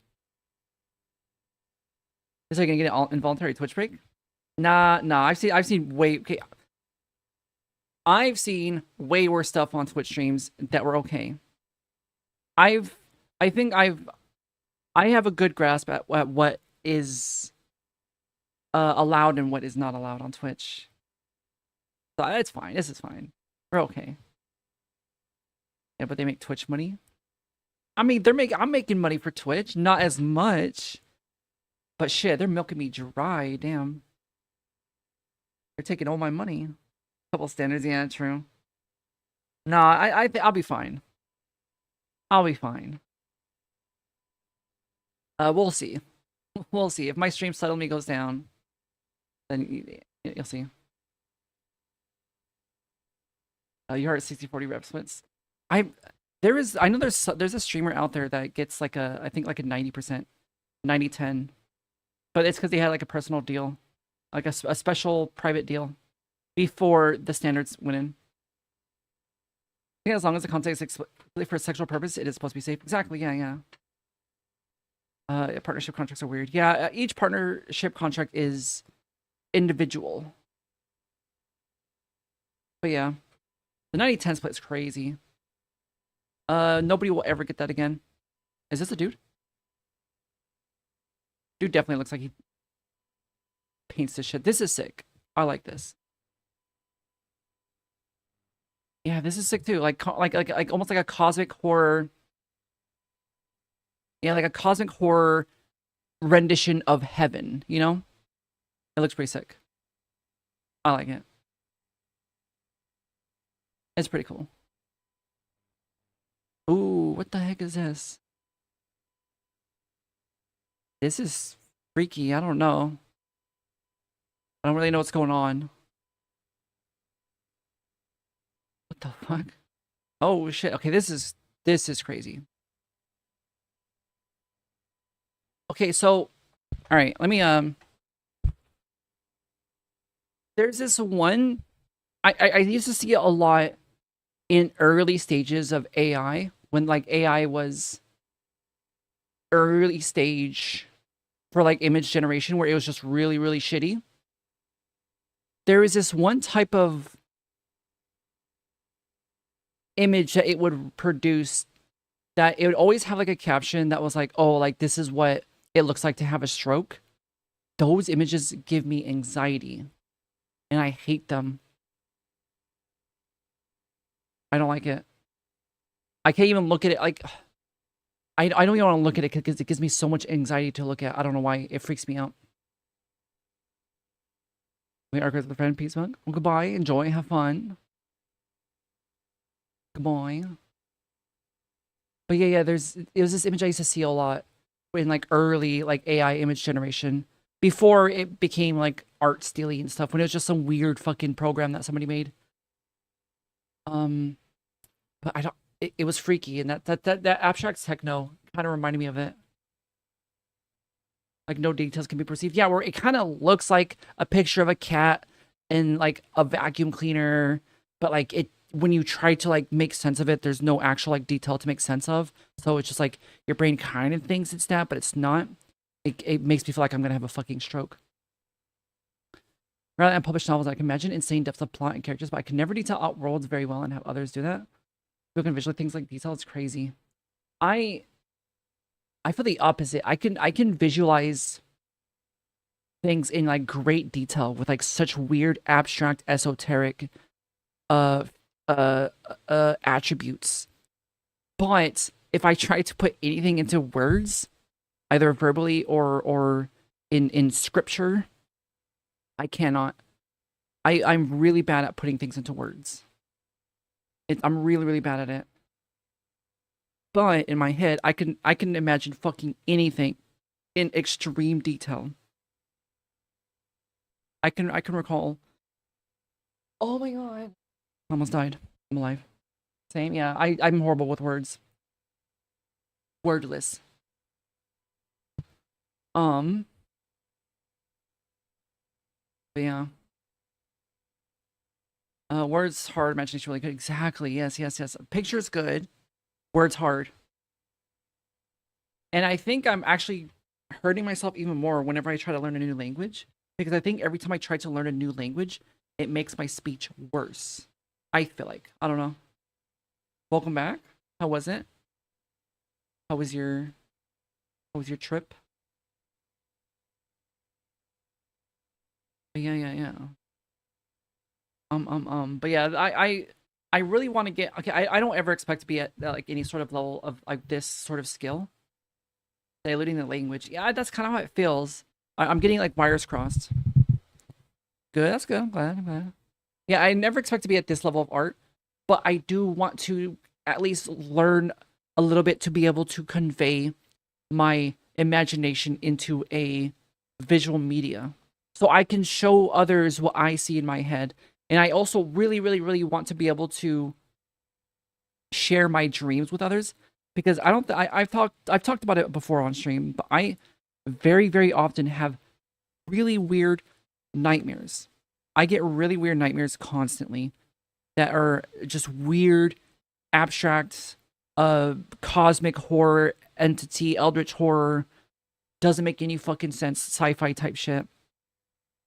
And I want to be able to share that with others, but I suck at art, so I can't. So I want to get good at art so I can do that. Or at least I want to be good enough to be able to share my visions of my dreams. So I that's the only reason, that's like one of the only reasons why I really want to do art. But the problem is that I've never really had a strong enough passion for art. I've attempted art because I do enjoy it, because I do like putting my imagination onto paper.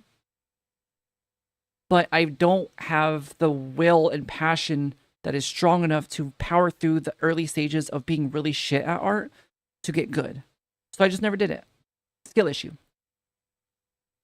One of your novels you published last year, you got someone to make cover art, sent them a draft of what he wants, and they said your spirits look like crayons. I mean, that's where I'm at too. But it's a skill you can learn. You can definitely learn it. I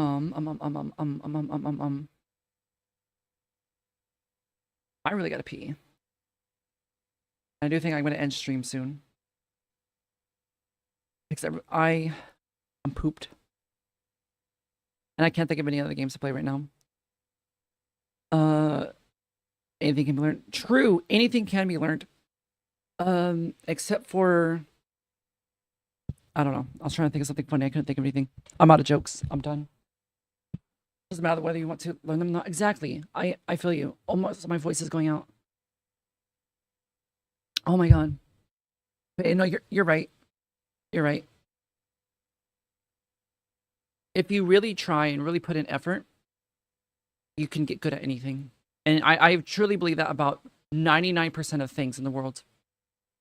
If you truly want something, you can put in the effort. Or if you really, really want something enough that you're willing to put in the effort and power through being really bad at something, you can get really good at anything. And the more you fall in love with the process of doing it, the better you'll become.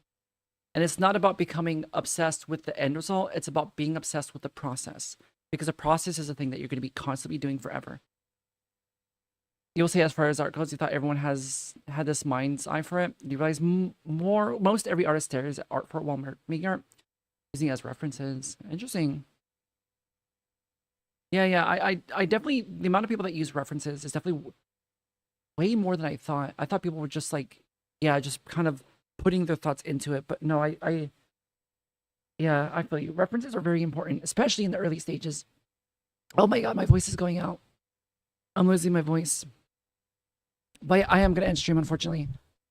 But I will have the schedule up for tomorrow. Because we're going to play more Dead Space this week. I don't know what we're doing on the weekend, but I'll post it on the schedule. So if you want to be updated on all the things that we do, feel free to join the Discord. Because that's where I announce everything, and that's where we post memes and pictures of cats and talk about bugs and horror. But yeah, hope everyone has a great night, great evening, and I'll see everyone again on Tuesday. Yeah, goodbye.